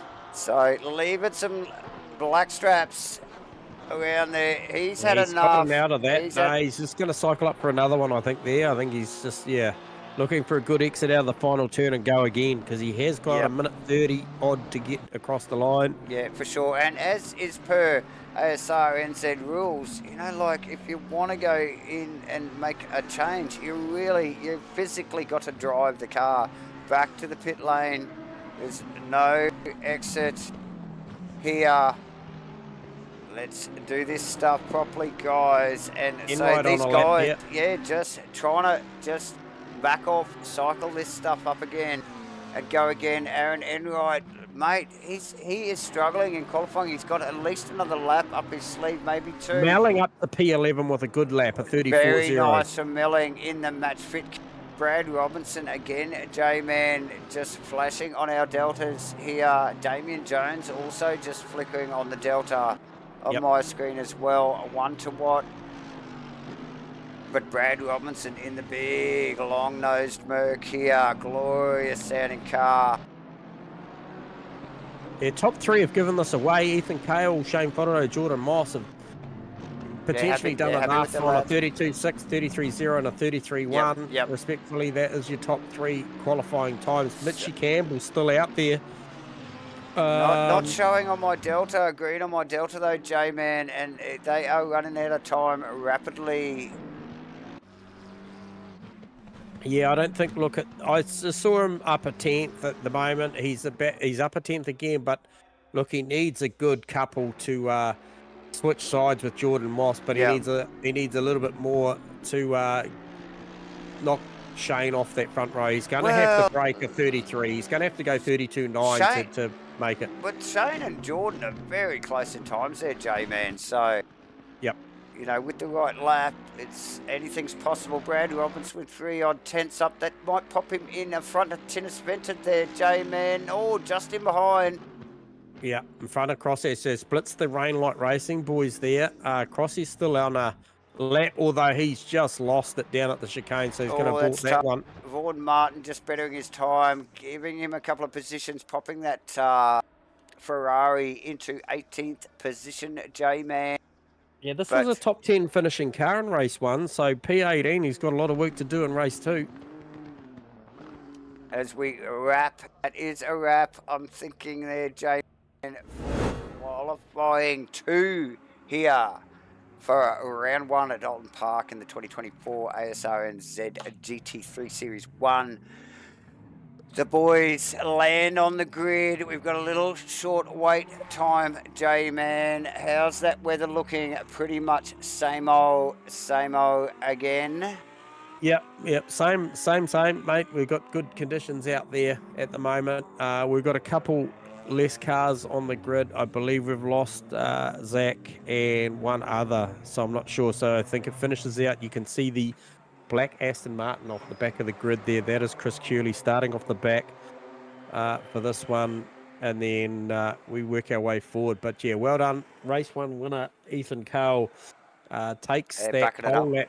Yep. Yeah, takes it by a good 0.4 of a second over Shane Fodero. So he'll share that front row with Shane. We saw in the previous race Ethan really timing the start well in that. He did. In that Lamborghini. He did. Yeah. Yeah, no, had the jump, had it in the right gear. Like some of these cars do start better than the others, don't they, J-Man, in the rolling start. So the Yep. Lambo definitely making it happen there. And from the outside, so really needed to get on it. And it really didn't look back.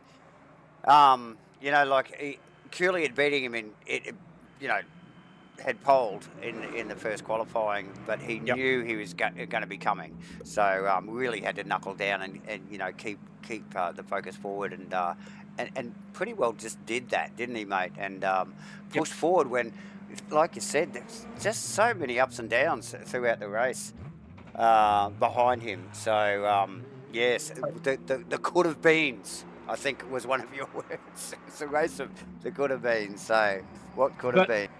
Yeah, for me though, at the moment, obviously the key protagonists they're all up there. The Ethan Cale, Shane Foddo, Jordan Moss were doing a better job in this quali. Mitchie Campbell, Sam Carson, Tinnis Fender, Brad Robinson, Steve Crossland.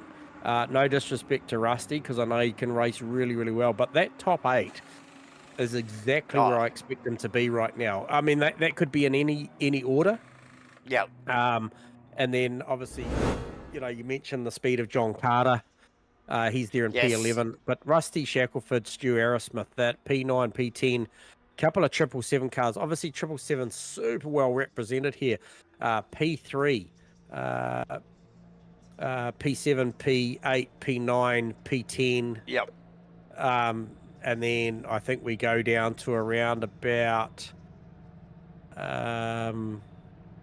maybe somewhere around, P17 and then P18. So 777 well represented here. Got guys up the top and guys in the middle and guys down towards the back end. So, yep.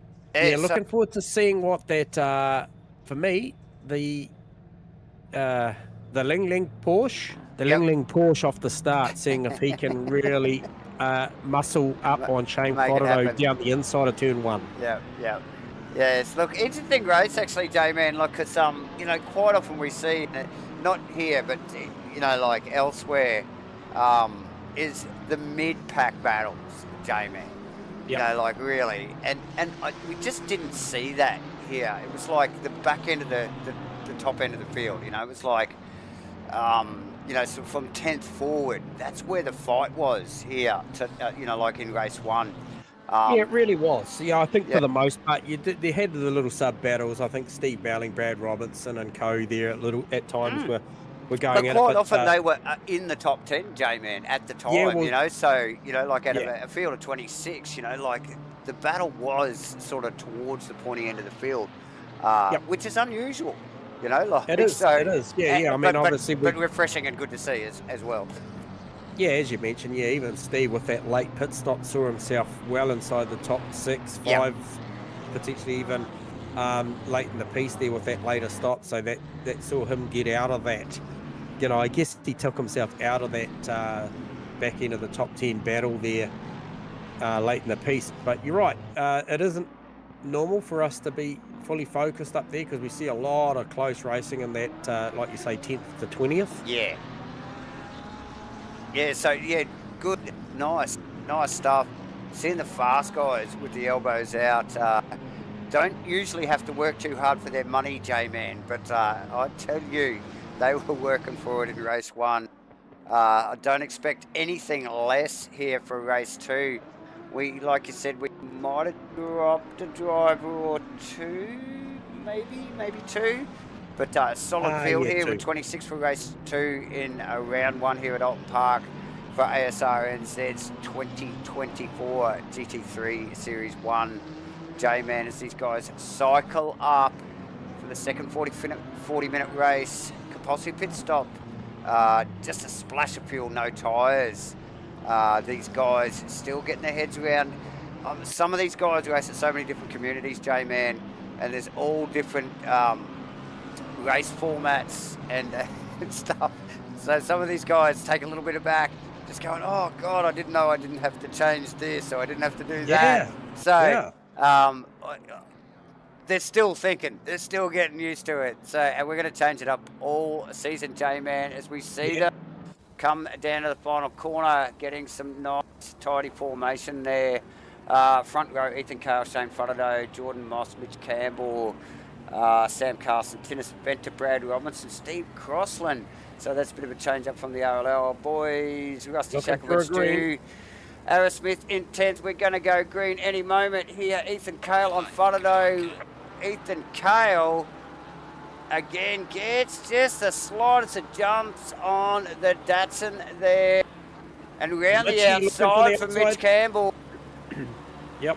Sorry, J-Man on Geordie Moss there. He really didn't have anything forward. That is Tinnis Venter actually just tucked up in behind Geordie Moss and then Sam Carson and Brad Robinson. So Tinnis Venter moved forward there actually, I just see. So that nice work from Tinnis. Good clean start up the pointy end, J-Man. Very clean, yeah. Nice clean start. I was keeping my eye on Cooley from the back and he made... I believe 3 or 4 positions in 2 corners. So great start. Mossy and Mitchie come together. I think Mossy's still trying to gather that up. Oh, so Mossy off track, J-Man. So 2 in a row where Mossy's unfortunately had an incident at the start of the race. Yeah, definitely. That is also Rusty Shacklefoot off in the background, J-Man. And we did see, I think, a BMW into the fence there before the hairpin as these boys were coming around the other side of the track. So... we look, a bit of a golden rule here. We do not do our replays in lap 1. There's plenty going on. Yep. Not to look back at a replay. Mitch Campbell in 3rd position. Brad Robinson in 8th go position. with Ethan, Davo. That's the $64 million question. Can he hang on to the back of that Lamb? Look at that pack of cars, guys. Lap 1 as the boys around the final corner and across the line. Race 2 here, round 1 at Oulton Park. I think we've got guys pitting already, J-Man. Yeah, Vaughan Martin first in the lane. Mike King and Chris Cooley as well, J-Man. So a lot of cars in. Cooley getting out of traffic clearly. Yeah, wants to use the pace of that Aston. Yeah. And so he'll do that. Mikey King's actually out for the night. So. Oh, and Aaron Enright rounding up Kenny Simpson. And that is Brad Robinson off track, J-Man. Oh, no. What's going on there? I've lost him. We will get a replay on that. So Brad Robinson. He's just re-entering. So it's out of 3 and down towards the King. J-Man will have a slight delay here, J-Man. We're just going down into 3 here. Looks clean. Oh, unforced. You'll get eyes on it. Yep. Yeah, it was unforced. Just got a little wide there. And, yeah, it's a very, very quick corner. So, unfortunately, he just got the bounce as he came back on track. I tell you what, as soon as you come live, the pressure that Shane Fotterdo was just putting on through 1-2 turns, 1, 2, 3 on Ethan Cale. Yep. So, we've just picked up the back end of that, James. Yep. As you can see, that train of cars, we're only 2nd lap in here, J-Man, as they just come down through the final corner to finish their 2nd lap. And the guys up the front here, look at the gap these guys have got, not only between themselves, but on the rest of the field. 1, 2, and 3 there. Fotterdo trying to stay in touch, like you mentioned. Oh, well wide there into 1, or out of 1, should I say. Tinnis Venter trying to tag onto the back of that. I think being outpaced clearly by Mitch Campbell and the boys in front. Carso there, and then I think that is the sister car, Crossland's Rainlight Racing car as well. And Stu Arrowsmith. Now, Stu Arrowsmith, terribly unlucky start to the first race, J-Man. We know what sort of pace this guy's got and really didn't get a chance to show it in race 1. There he is, tagged in on the back of Street, Costin in 7th. John Carter and Steve Melling. Top effort from Steve-O again, J-Man holding down a top 10 position with Enright in 10 now. I did see Enright sneak up early there on, I think it was Kenny Simpson. And look, he's left Kenny. Actually, Kenny is in a good battle. Nev Shields there at the moment. Nev. Yeah, I just see Nev that. There was a pass being made there. So, yeah, nice work from Neville. Kenny, ever the gentleman. That is, I think, Phil Davison just tucked him behind. And then we've got the Darren Green, Lucas Saar. I think we've got Mikey King out. Sean Hunter cars.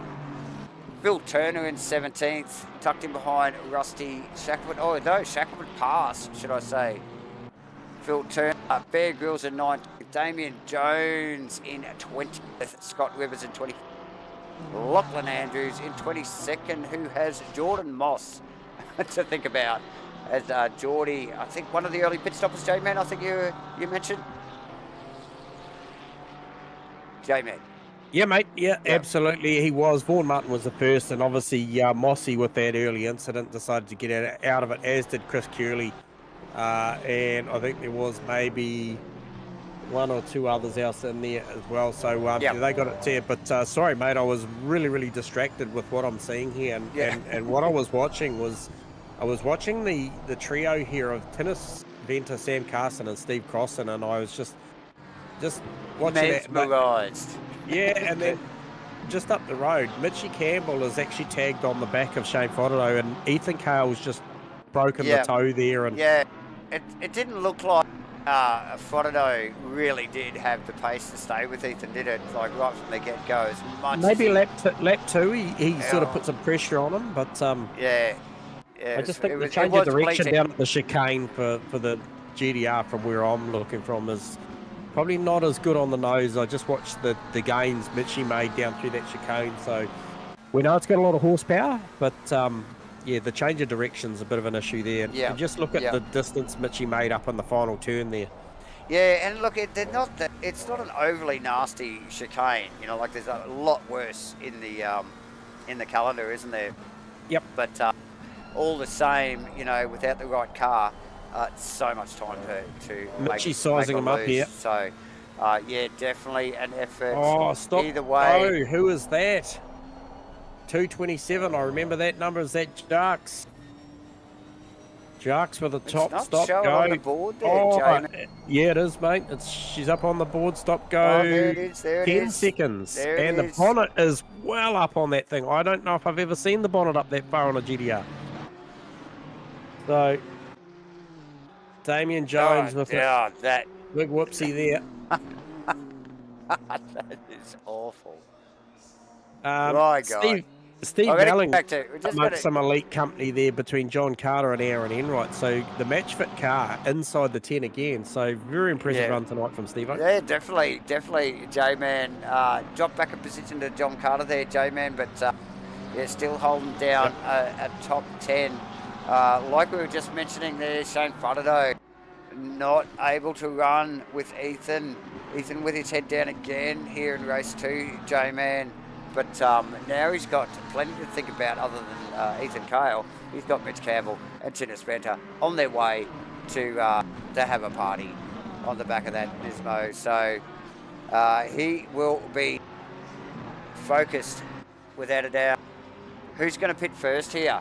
You know, like one of these guys are going to get in traffic or think it's just too hard, aren't they? And they're going to sneak into the pits. Oh, with Campbell very wide into one. That won't do his lap time any favours. Tinnis Venter showing the gain clear immediately. Yeah, and I'll tell you what, if it's going to go bad here for any of these top 4 or 5 guys, it's going to be real bad because there's so many guys in quick succession that are going to pick your pocket if it goes bad. So once again, Mitchie right up underneath the wing as they come through the hairpin on Shane Fotterdo.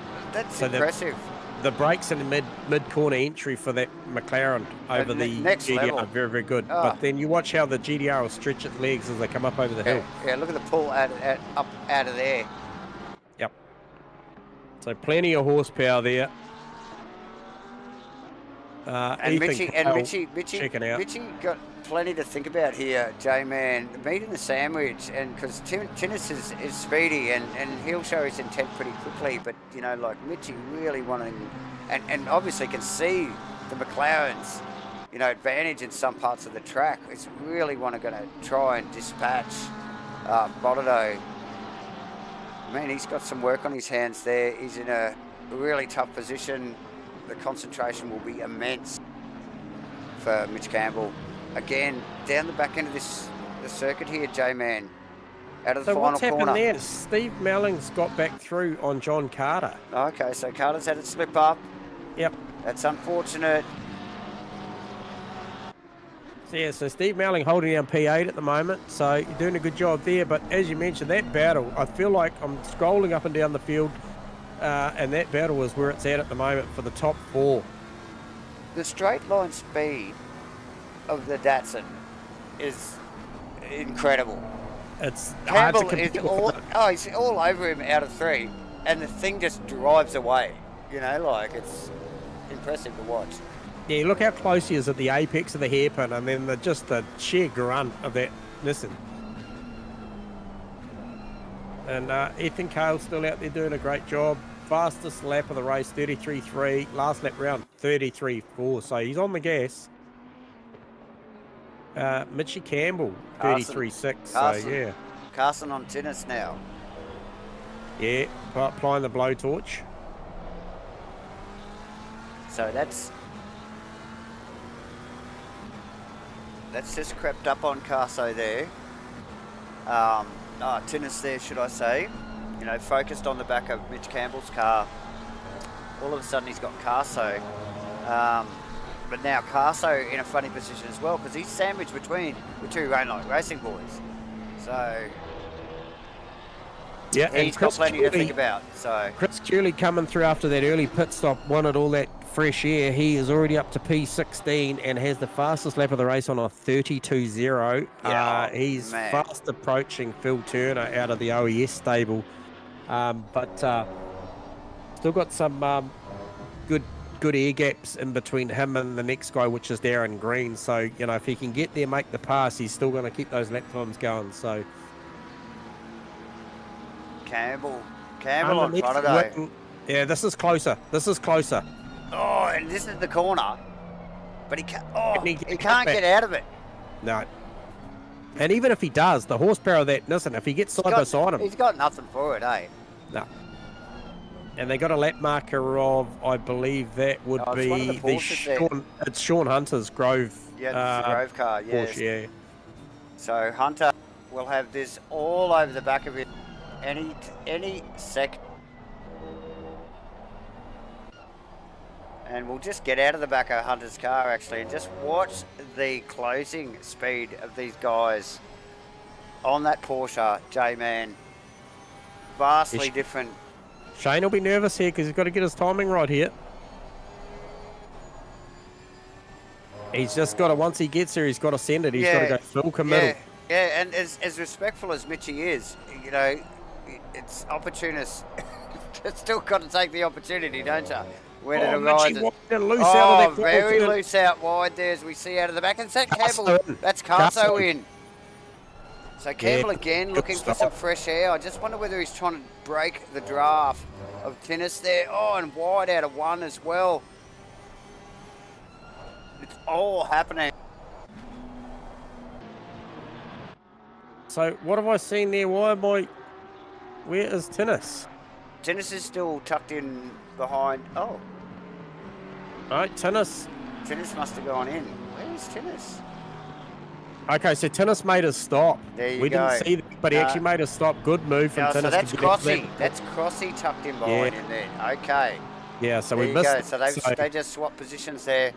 But look at how bunched this field is now. With the Grove car just slowing that little pack there. Oh, and Crossy, so Crossy having a good look. Mitchie Campbell's through. I didn't see where that happened, but he got through. Oh, and Campbell. The Grove car. Oh, just that's a little bit of patience needed there. Yep, those runs will ride with you well into the weekend, I would think. I think we might have caught that on camera, but again, I'm looking at my data on screen. But yeah, super stuff there from Mitch Campbell there. Pipping Faraday now holding down second position. Faraday's still got plenty to think about because he's got Crossy. And Stu Arrowsmith has joined that battle. Now, we had Carso there before. He ducked into the pits. Stu Arrowsmith's taken his place. So it's not over yet. It's the 777 boys getting amongst it. And I'll tell you what, Steve Melling's done a great job. He's in P6. He's obviously, there's a couple of pit stoppers that have come in that were in front of him. I think provisionally he's still 8th. But I tell you what, He's had all the answers for John Carter in this one. Kenny Simpson in the lane. But for me, from, I guess, commentators' pick at the moment is Tinus Venter. I think that was a smart play. He's just gone round and done a 34.3. Fastest lap for him is a 33.5. I think he's looking for an undercut on all of those guys, Mitchie included. Yeah. Well, look, they've been in this battle. It might have been the most sensible thing to do, and that's what I mentioned earlier. It's like, who's going to get out of this? Oh, first? Kenny Simpson with a stop go. So unlucky for Kenny Simpson, but that battle still ensues. Like that one that Tinnis got out of is still going on. So these guys are doing themselves no favours, but bar some track position potentially, but it's not happening. J-Man, a well fought battle here. This is really where it's all at, guys. We're nothing showing on my data for close racing back in the field. Again, it's just in the bottom half of the top 10 here where it's all going on. It's actually in the top half of the top 10 this time, J-Man. It is very much the top half, with the exception of Ethan Carl at the moment, who is doing a stellar job in race 2 as he did race 1. Cooley looks like he may have called a night on this one. So that's a shame not to see Chris out there, because he was moving forward with some pretty exceptional pace. Some stat pace, man, as usual. Yeah, nothing out of the ordinary there, J-Man. As Mitch Campbell's actually just moved away from Fudado now. Fudado having to concentrate on it is Steve Crossland Porsche, Rainlight Racing Porsche there, J-Man. Stu Arab Smith in tow, but Mitch Campbell with a little bit of distance now. Crossy applying a lot of pressure to that GR, but speaking with the same stuff is, how do you Mitch Campbell very, very wide through the chicane. Yeah, so we might horsepower of that GDR. Yeah, definitely. We need to get back to check out, I think it is Phil Davison, Rusty Shackelford, and it's Brad Robinson's Mercedes, which is out of position because he had an off. J-Man, he got the bump, as we saw earlier in the race. But hot on the heels there. So that's a good little trio going on there. As Shackelford having a go. And Davison with nothing there. No argument from Davison. Will he let Robinson unlap himself? Because he will be a lapped car. So, yeah, nice work there from Rusty, and nice stuff from Davison there. Yep. J-Man, Steve Crossland on the... Okay, so Farado's lost who from behind him? He's lost Crossy. So Crossy's in the lane, is that what you just said? Yeah, so next off the rank will be Stu Arrowsmith. And now Arrowsmith is actually dropped back a little bit for some reason. Yep, so for me, Tinus Venter, why can I not bring up Tinus Venter? He is gone. We have lost Tinus. Oh, we have too. I was just going to click on his... I think he had the best pit strategy there, J-Man, like you mentioned. Oh, it's so looking forward to seeing where... Crossy's bonnet's up in the pit, so he's had an incident too. So, bad luck for the Rainlight Racing boys. And that's a long stop for Crossy. We look at this Stu Arrowsmith battle. He's got... Oh, that is... Vaughan Martin's going to round up Everybody's out of Crossy position, here. J-Man. Yep. Because I'm looking at Stu Arrowsmith. The two cars behind him is Kenny Simpson and one of the Astons. And he should have Steve Melling and John Carter behind him. So I'm confused. Yeah, no, the leaderboard's shuffling around. But shuffling. We're getting about that halfway mark again, ladies and gentlemen. Guys in and out of the pits, as we would expect. All right, come at us, boys, if you've dropped out or whatever, and let us know. Stuart Arrowsmith in the lane. It was close on the speed limit. I think he might be okay. We saw that before. Stu pretty calculated with these stops. Oh, definitely. He obviously had to back up last time. He got that one a lot better. Yeah. Yeah, look, had a shocking pit stop, really, wasn't it, J-Man, in race 1.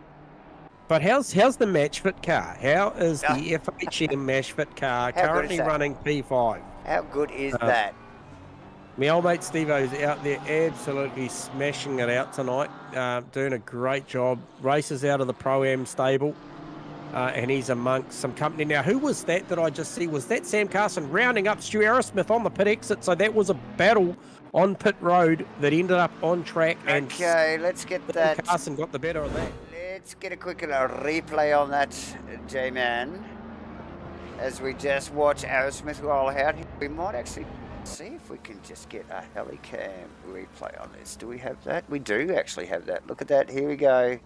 There you go. There it is. Look at how close that is. It was tight. It was as tight as anything because Stewie was up to speed and Carso committed to the round the outside sort of deal. So there's an overtake right there. So nice work from Carson, J-Man. Good call. Yeah, I didn't want to give up that right hand. He didn't, did he? Yeah. Good stuff. This is why we love the pit stops, don't we, J-Man? It really does shake things up. We love it. Frodo in third still. Mitch Campbell in second, really knuckling down now. Ethan Cale. Where's Crossy? Where's Crossy? No mucking around. Crossy is that coming up. Put him behind Lachlan Andrews for P16. He actually repaired the car because the bonnet's down, so he decided to fix the damage. Yeah, so many pit stops to go still, J-Man, though. Be interesting to see where he comes out. Yeah, well, look, he's repaired the car, so he's got the best possible set of tools underneath him for the final 18 and a half minutes of this race. So he's thought about that as we just see Nev Shields in the lane also. Yeah, and still 18 and a half minutes to go, and we've still got a fairly large portion of the field not to pit yet, J-Man. So there's definitely going to be a shake-up in the positions here. I think definitely. I mean, Sam Carson was in a strong position prior to the pit stop. He's currently the leading car out on track that has made his pit stop. The car's got pretty good pace. Fastest lap of the race to 33.7. Last lap round 34.1. He was engaged in that little bit of a battle on that out lap with Stu Arrowsmith. However, he's cleared off a little bit there, made a little bit of gap over Stewie. Only about a second or so, but he is eyes forward. But for me, it'll be seeing the likes of Shane Potato and co, how they stop. Steve Melling's still doing a great job over John Carter, currently sitting P4 provisionally. What did Steve-O just lap there? 35.1 the last lap round, best lap of a 34.6. So Steve's got good pace. I think it'll see him inside the 10 comfortably this race. Yeah, nice work from Mitchie, the major sponsor there.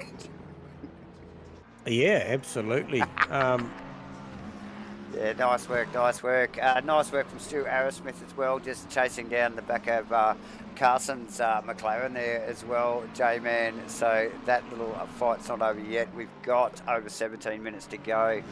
These boys actually circulating fairly quickly too, flickering up on their deltas from one lap to another. So they are cutting some fast laps at the moment. That little fight is not going to go anywhere soon, J-Man. Plenty going on. Phil Davison. Yes. He's out, and he is ahead of Lucas Sarr. Oh, Lucas Sarr off track. I'm not sure what happened there, but I've just seen him off track. Oh, yeah, we might see if we can pick up a replay. And that was somewhere about turn 2, turn 3. Yeah, so little wiggle out of one there, J-Man, as we just pick up on the replay. Yep. And then through the kink down the hill there to 3. And yeah, just again, unforced error, J-Man. And rotating that car keeps it off the fence though. Very lucky boy. As he regains, I think, a few positions lost. So Lucas will be in himself for that one, J-Man. Phil Davison's got all sorts of things to think about with Neville Shields, giving him plenty of grief in the Nismo. We've got Geordie Moss just in the background there, as well as Vaughan Martin in one of the Ferraris. Good mix of make or mark, should I say, of cars here, J-Man, to this season. It was a little bit of a Macafest, I think, at the end of 2023, if I can say so. It was something like that, yep. But the beginning of 2024, since the recent updates, is awesome. These cars, so seen some really equal times coming from these cars, so really good for us to watch. And yeah, good spread of vehicles across the field. So very quick, Steve Crossland just making his way to the back of Lucas Saar. So obviously Crossy in that repaired Rainlight Racing Porsche. Just starting to size up Lucas. We did see Lucas just with a little bit of an off-track thing down there out of turn 2 a lap ago. So obviously that assisted the gap closing, but Crossy did have some pretty good pace at the start of this race. So Ethan Cale still out there banking 33.6s, so he's got heaps of pace. He's actually about to catch up to Aaron Enright and put a lap on Aaron Enright. Now, where is Aaron sitting at the moment? I'm just trying to see where he is on track.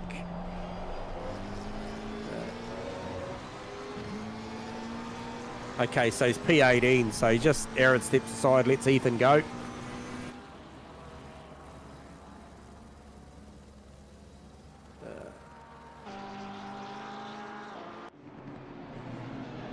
Davison and So Neville Shields still at it, J-Man.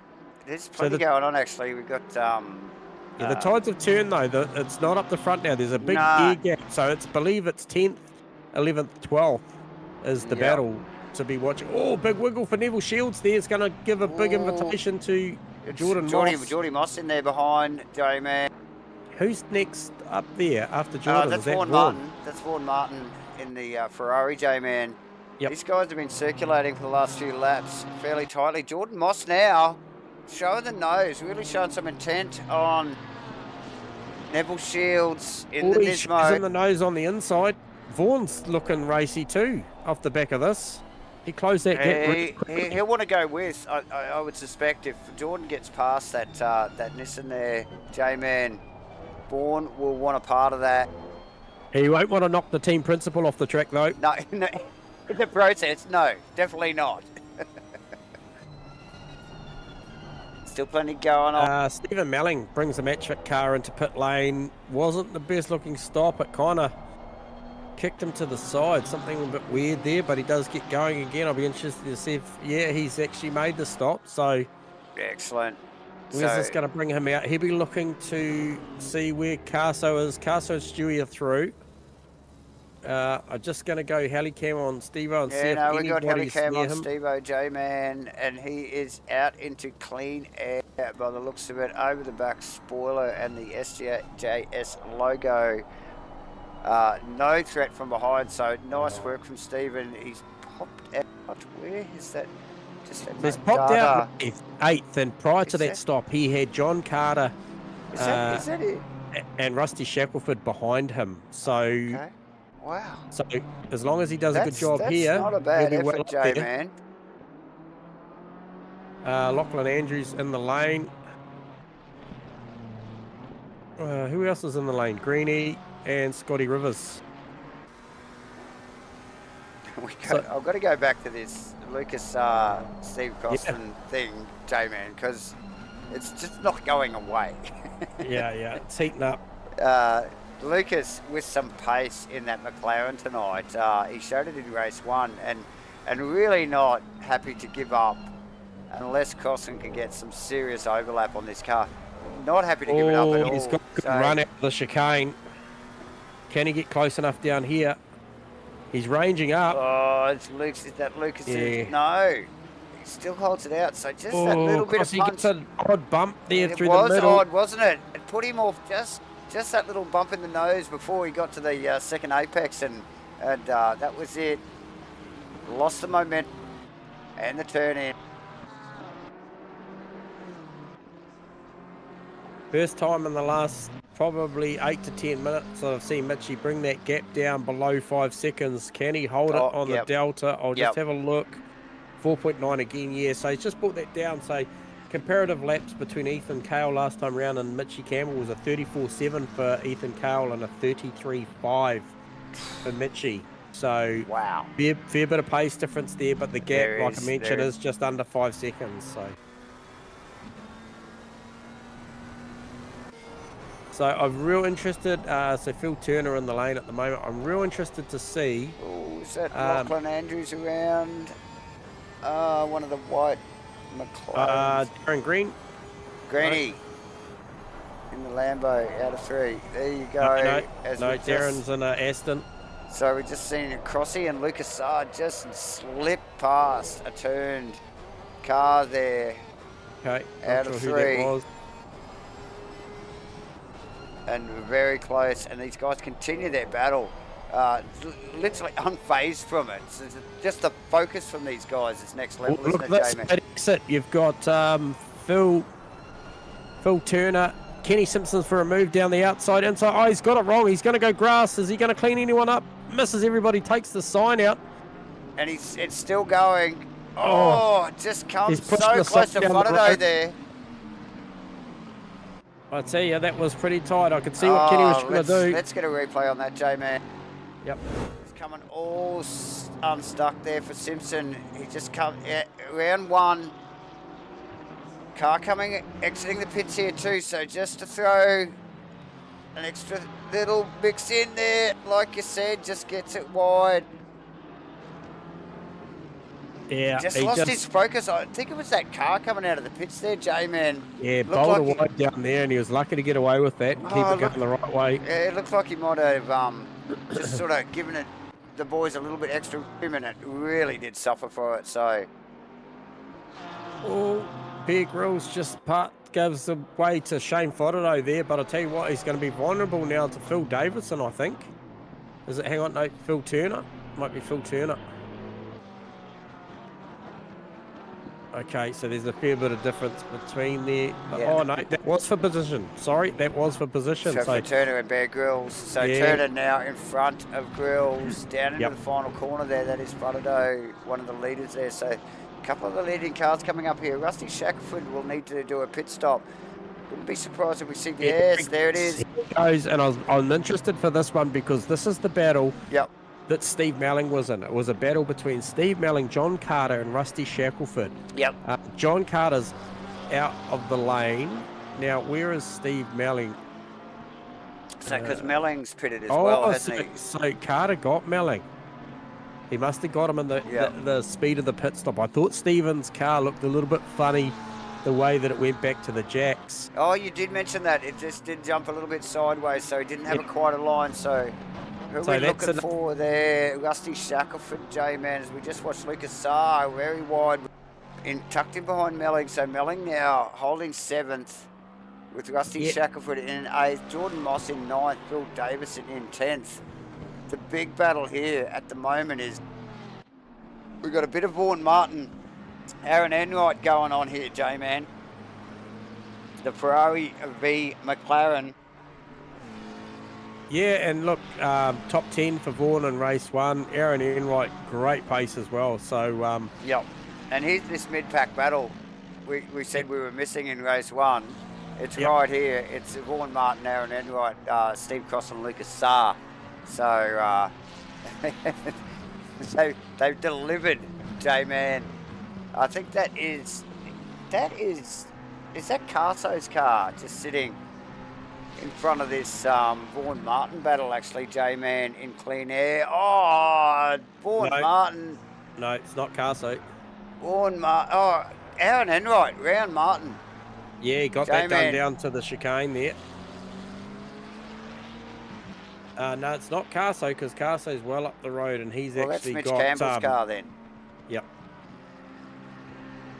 So, yeah, nice exchange there from the Enright and Martin car. Martin's plastering and Aaron Enright. So, the question for me is the match fit car got enough pace to catch back up to the John Carter car in the preceding 5.5 minutes. The gap is 2.4 seconds. I think on sheer pace, I think Steve-O can get to him. Whether or not he can do anything about it that'll be another question. But that battle has been a 40-minute battle for those two boys, so they'll walk out of this smiling regardless, because they've gone at it for P6 and P7 respectfully. So Mitchie Campbell in the lane. And that was out of P1 because Ethan had already stopped, but it won't be for too long before Ethan shows up on my data and claims that back, I wouldn't think. No, definitely not. J-Man, I'm just having a whisper to the camera boys to see get a bit more airtime for this Matchfit car. Yeah. It's a damn fine looking car. Yeah, so nice work. Like you just gave us the rundown with Steve Melling. Does he have the pace? Quite possibly, my friend. Heading towards John Carter. Yeah. Either way, good solid 6th position or 7th position currently. Yep. Tennis, we have lost. Rusty Shackelford has now pitted. We have a fully pitted field. We have a little over 4 minutes to go. Where is the battle, J-Man? I think, for me, looking at it, I think Stewie Aerosmith's trying to still take something to Carso, but it's actually just behind them. It's a lot of positions back, but it's the Phil Turner and who was the other car? Lachlan Andrews. That battle was pretty stout. Just scanning at the moment, mate. Looking. Yes, the field a little spread here at the moment, ladies and gentlemen, as the guys chasing it down to the end. There's only a little under 3.5 minutes to go in round 1 here at Oulton Park for Asrnz's 2024 GT3 Series 1. It's the first of 8 rounds, J-Man. We've got a good mix between this type of format, which is the sprint format here tonight. So 2 qualifyings, 2 40-minute races, compulsory pit stops with no tyre change. And then we've got the super sprints, we've got enduro, so we're going to mix it up throughout a relatively short series. So it's going to be quick fire stuff, ladies and gentlemen. Make sure you've liked and subscribed to the Asrnz YouTube channel so you can get your notifications. Get hot on the chat box there. We're winding down, 2.5 minutes to go. J-Man. Yeah, and Crossy did dispatch of Lucas Saar there, and he's just starting to line up Neville Shields now. So I don't think he's going to make the top 10. It's going to be a bridge too far. But yeah, I was talking about the margin between Steve Melling and John Carter, which was 2.4 seconds. It's currently standing at 2. So 2 minutes to go would require a mistake, I would think, from John. But I tell you what, I'm looking over the rear wing, the rear wang of the Lamborghini of John Carter's, and I can certainly see a whole lot of BMW back there. Only, like I mentioned, 2 seconds back. Yeah. Oh, John Carter, very, very sideways and loose into the dirty stuff as they come through that fast section around the back of the track here.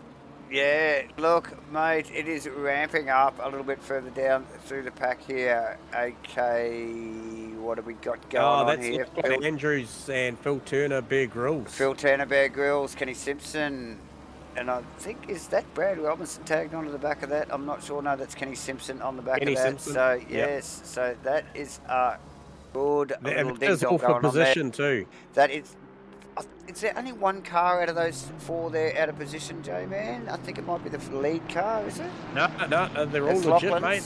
That's Lachlan through Kenny Simpson. And mate. Look, it's on! Gets him sideways. Bear gets sideways from Kenny Simpson. He's changed it up. Kenny parks it, and who was that round the outside of Kenny?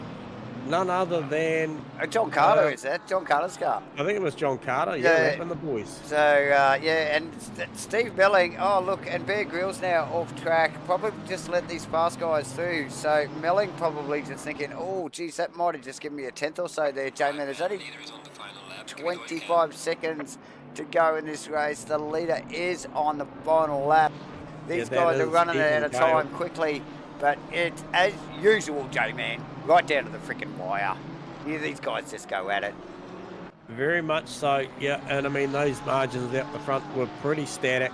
Ethan got out there and pulled that margin over Shane Fodado. Mitchie Campbell got the job done. We didn't see it on camera, but he got the job done over Shane Fodado. But however, Shane's had a solid third all race. For sure. Another thing we didn't see on camera as well was Steve Crossland past Lucas Saar, now giving Neville Shields plenty to think about for the final just minute and a half or two of this race.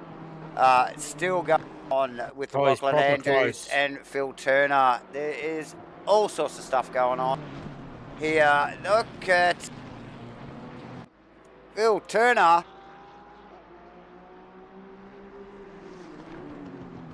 All sorts of busy on the back of Lachlan Andrews' car. We saw a little bit of contact here between these two last lap. No such problem here.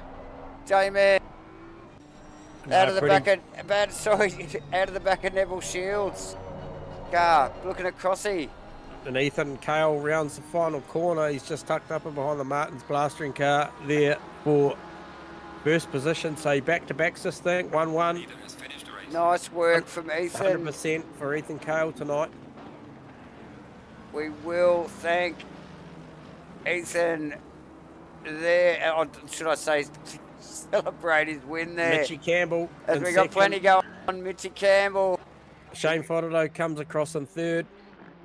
So Mitchie and Shane not too far apart, J-Man. Ethan Not with really, a fairly healthy gap. Carso not too far apart. And I think, oh, yes, it is a Stu Arrowsmith. Nice work. John Carter, however, just back in a whole bunch of cars here.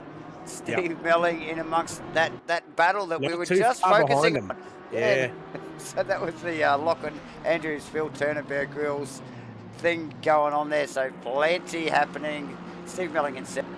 Oh, there's an incident there. Who's that? Phil Davison and Neville Shields. That's Nev Shields into the fence very, very hard, which is going to pave the... Oh, Crossy into the fence very hard. So there's been a late incident there. Those guys were completing their lap too, so that's going to see Crossy drop down. So let's just have a quick look at that J-Man as we just see the other boys rolling across. Yep. That's just coming up on the replay now. A little bit of a late call here. Neville wide. Oh, out in the grass. He was a passenger.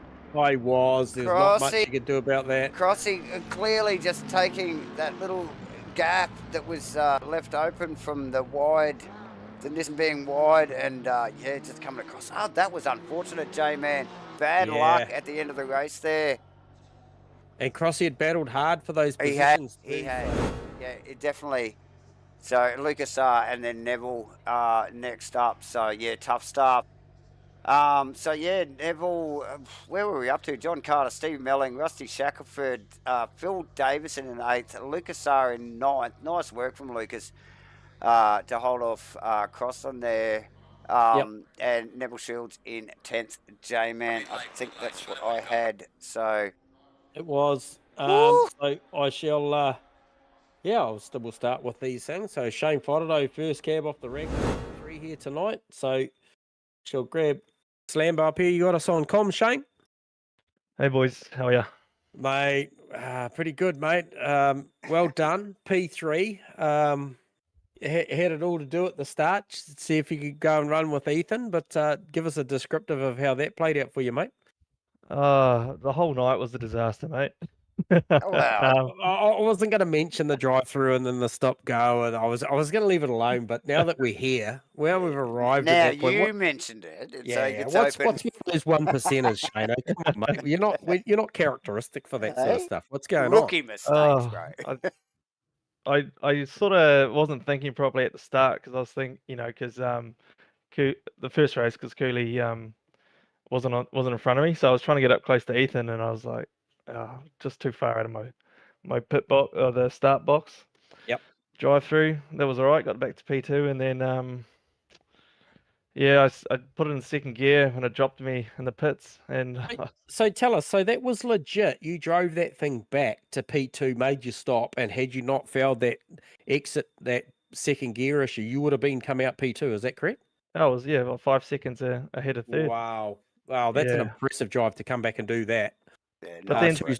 Two stops and do that. So that's impressive. However, it didn't go your way, that one, but this one here did. We saw you get away. I think lap 2 I called on the stream that you really did take it to Ethan at lap 2. You know, there was a fair bit of pressure on, but then he broke that gap and then you maintained that second. Now, we missed on camera where Mitchie got you, mate. Where did that happen?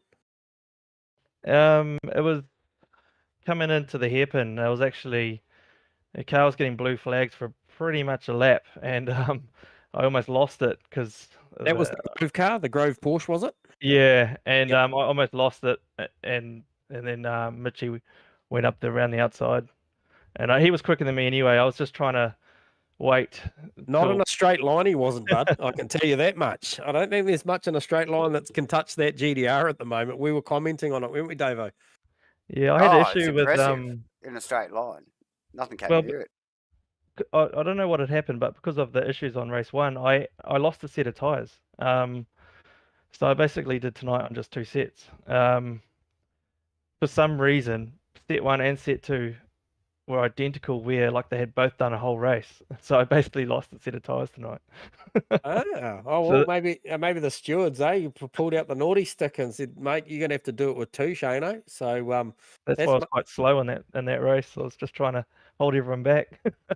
Yeah, hey, look, it was still nonetheless, man, it was an impressive drive. You got that thing wound up. It was really impressive what you were doing. I think it was out of turn 3, wasn't it, Davo? Just the sheer horsepower. And we could see how much mid corner and brakes the McLaren had. It just didn't deliver on the exits, and the Nissan, even when you're tucked under his wing on the exit of the corner, he just couldn't catch the slip. It just drove away. It's hard to watch. So anyway, that's a good way. Race 2 is a good way to redeem yourself to get on the podium. Because I tell you what, it's a tough field, and I mean, there's going to be some great stories out of tonight, guys. Really, really happy with the results. We've got some pro-ams mixing it well inside the 10, and we've got some pros that probably just, unfortunately, we've seen some disconnections and stuff didn't deliver. But you did a great job that second one, mate. I think you redeemed yourself, and that race 1 drive was impressive to get up to P2. Cheers, mate. Cheers, guys, and congrats to Mitchie and Ethan. Yep. OES 1, 2, 3, I think. Yeah. Boys out there representing. Yeah, well done. Yeah, you got to call it, mate. Well done. Props to you. So, cheers, Shano. Talk again. Yeah, good one. Thanks, Shane. Shane Faraday, everyone.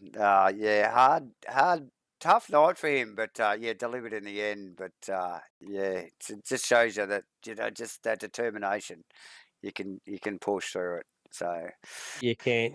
So we'll grab Mitchie up here. So this is our man that he got race 2, got race second in race 2. Mitchie, you got us on comms? Mitch Campbell. He's fluffing around with his mic. He's trying to work this out anyway. We'll give him a bit of a pump up here. This guy here. Top job again tonight, mate. Yeah, top job. Overcome the horsepower of the Nissan. Managed to, as we just heard from Shano, managed to pass the GDR down into the hairpin or on the way out. So well done to Mitchie there. Mitchie, you got us on comms yet? No, we'll still pump your tyres up a little bit, mate. But well done. A little bit more. There he is. We got you, mate. We got you. I don't know if you heard what we're talking about, but I can. Yeah, no, well done, mate. Give us a bit of an insight to that, and want to just ask you about the tyre strat plus the track limits out there tonight, mate. Give us a bit of insight to how your night went in race 2. It was a tough race. Got a good start around the outside, which was quite favourable. So I got got into P3, quite easily. On the outside of Mossy. Yeah, picked up the 1, which is good because I knew that was any passing opportunities were going to be hard. So if I could make up anything, that was going to be a win, so a bonus. I took that, and then just drove pretty consistent from there on in. Bloody Shane obviously had some issues with some tires, and I really felt like that was hurting me for a bit. He was just couldn't pass him, so I was getting a little bit not frustrated, but just a bit antsy because I knew the boys behind were fast. they were coming. Back marker. Oh mate, they were. So I was hoping we might do a little switcheroo, and then I just sort of try and pull him with me. But back marker fortunately played into my hands. I mean, we made contact, but I mean, I think we'd been trying to pass him for a couple of laps, so I don't know what the ruling will be there, but it was now or never sort of thing at the time, so I did it and pushed on. But cuts were not too bad.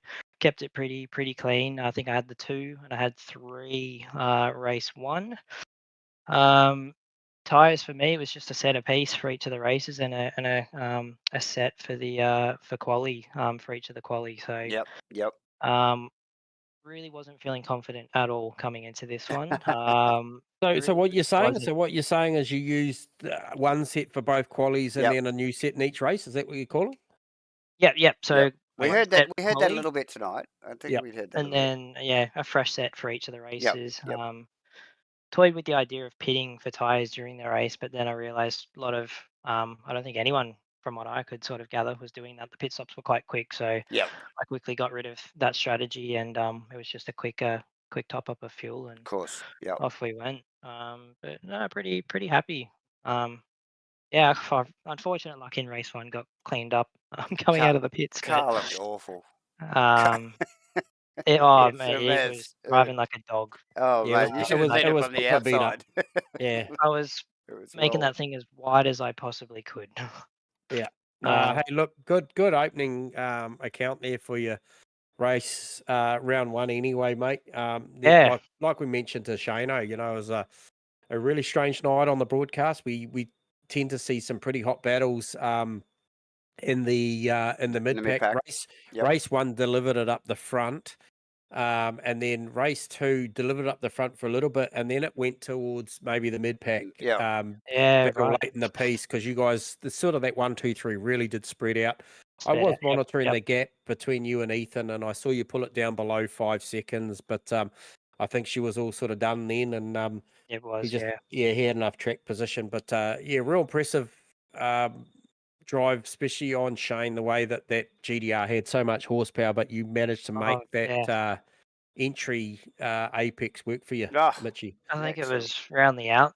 Outside, yeah. Kind of the inside of that fast left-hander, and used the right hairpin to my favor. But it was really only a couple spots where I could make it work. So I really had to just kind of be a little bit aggressive. But I got it done, and happy days. And I don't know what happened lap 1, 2. I had a little. I think it was lap 1. Had a little off, but made contact with someone. I don't know. I haven't had a chance to look at that. So if that's my fault, I apologize. I'm sure if you contacted with someone, mate, someone will be contacting you. Don't worry about it too much now, mate. Just enjoy whatever you got at the moment. Yeah, so, definitely. Yeah. That was a good outing. So yeah. Well done. Good field. Good racing, Mitchie. No, cheers, mate. All right, Appreciate guys. it. Well, Congratulations. Thanks, Mitchie. Best of luck, Cheers, mate, next boys. week. Hopefully we're talking to you again next week. I am going to do another interview, but we have lost our race 2 winner. But anyway, thanks, Mitchie. We'll talk again soon. He's up in the lounge. Oh, is he? Okay, copy. Yep. Thank you, Mitch Campbell there. The race 2 second position, J-Man.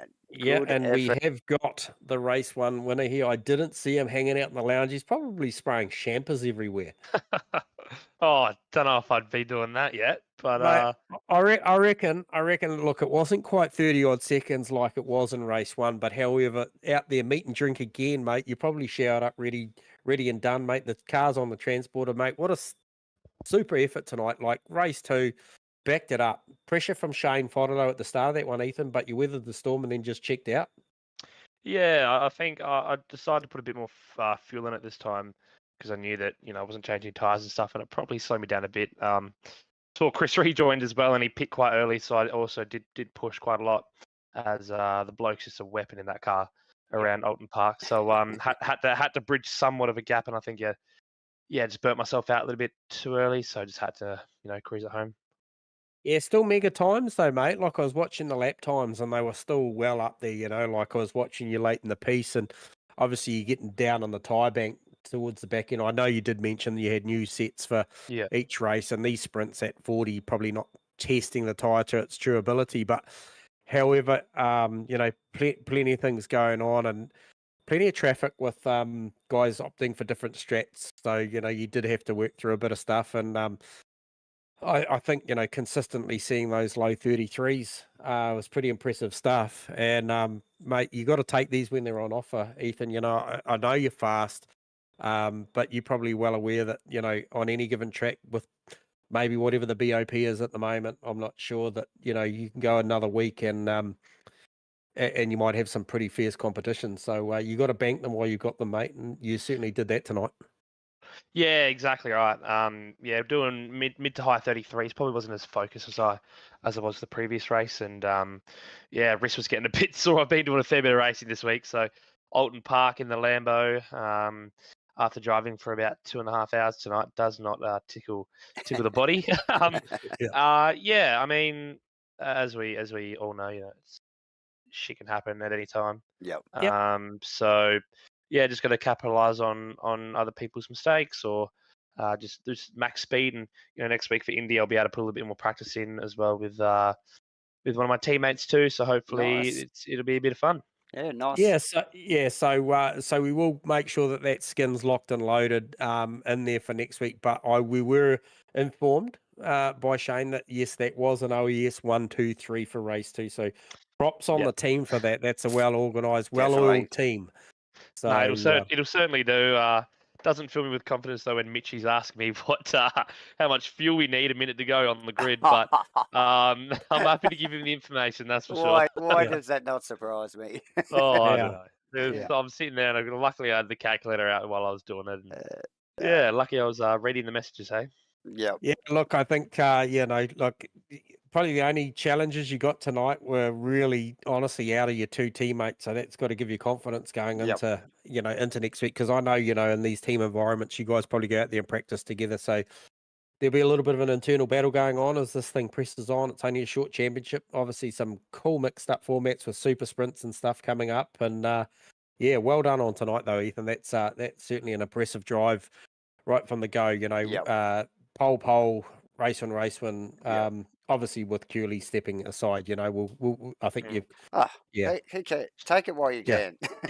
No, yeah, he's an absolute weapon in that thing. I don't think he's ever driven something else, and fortunate enough that he drives with me in an enduro event. So at least I'm racing with him, not against him on a Sunday afternoon. But it's good to. It's a shame he didn't, start at the front. I reckon would have had a bit of fun trying to keep up with him. But I'm not going to complain about the night tonight. Definitely not. Absolutely. No. We look, we appreciate you hanging around for a chat with us too, mate. I know it's getting late. So awesome, Ethan. Enjoy that one, mate. And I got a sneaky suspicion we're going to be talking to you plenty more this season. So well done. That's the aim, hey? All good. Thank you, boys. I'll catch you next week. All good, mate. Cheers, Ethan. See ya. Ethan Cale, everyone. So there we go, J-Man, round 1 at Oulton Park here for Asrnz 2024 GT3 Series 1 is a wrap, mate. Cracking couple of races there. Nice stuff there from Ethan, and obviously Shane Faraday really showing his performance in that. The powerful Datsun, unbelievable.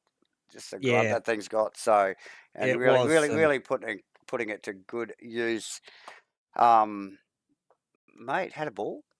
Yeah, no, it was awesome. Good racing. Yeah, real awesome. I think quick shout out to Asrnz, yourself, Geordie, and your team for putting this thing together. Obviously, Match Fit and Paposa Productions for all things broadcasting. There's a lot of stuff that goes on behind the scenes, both always mini and broadcasting. So no, really, really happy to have turned up here for another season of broadcasting, and some pretty cool formats coming, as we mentioned. Super sprint formats coming, and 4 sets of tyres and 3 races and enduros coming, and the whole mix of stuff, isn't there, J-Man? And it's and the start of that was tonight with a sprint race at Oulton Park, but round 2 we're at Indy with a super sprint, so it's a triple race round, and the fun's going to start pretty quickly here. It's already started, hasn't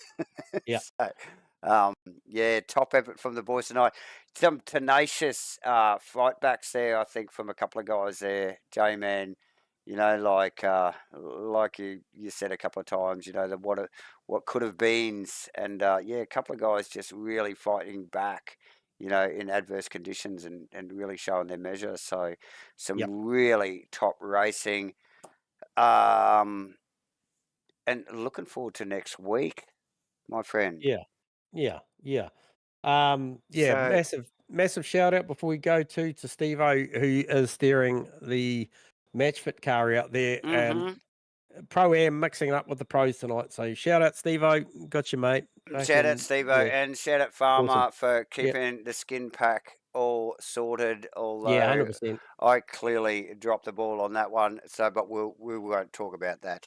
But what we will talk about is Indy next week, and remember, subscribe, hit the notifications, hit the buttons, people. Join us next week at Indy for a super sprint. J-Man, it's been an awesome night, and thank you everybody that's joined us. See you all again next week. Deal.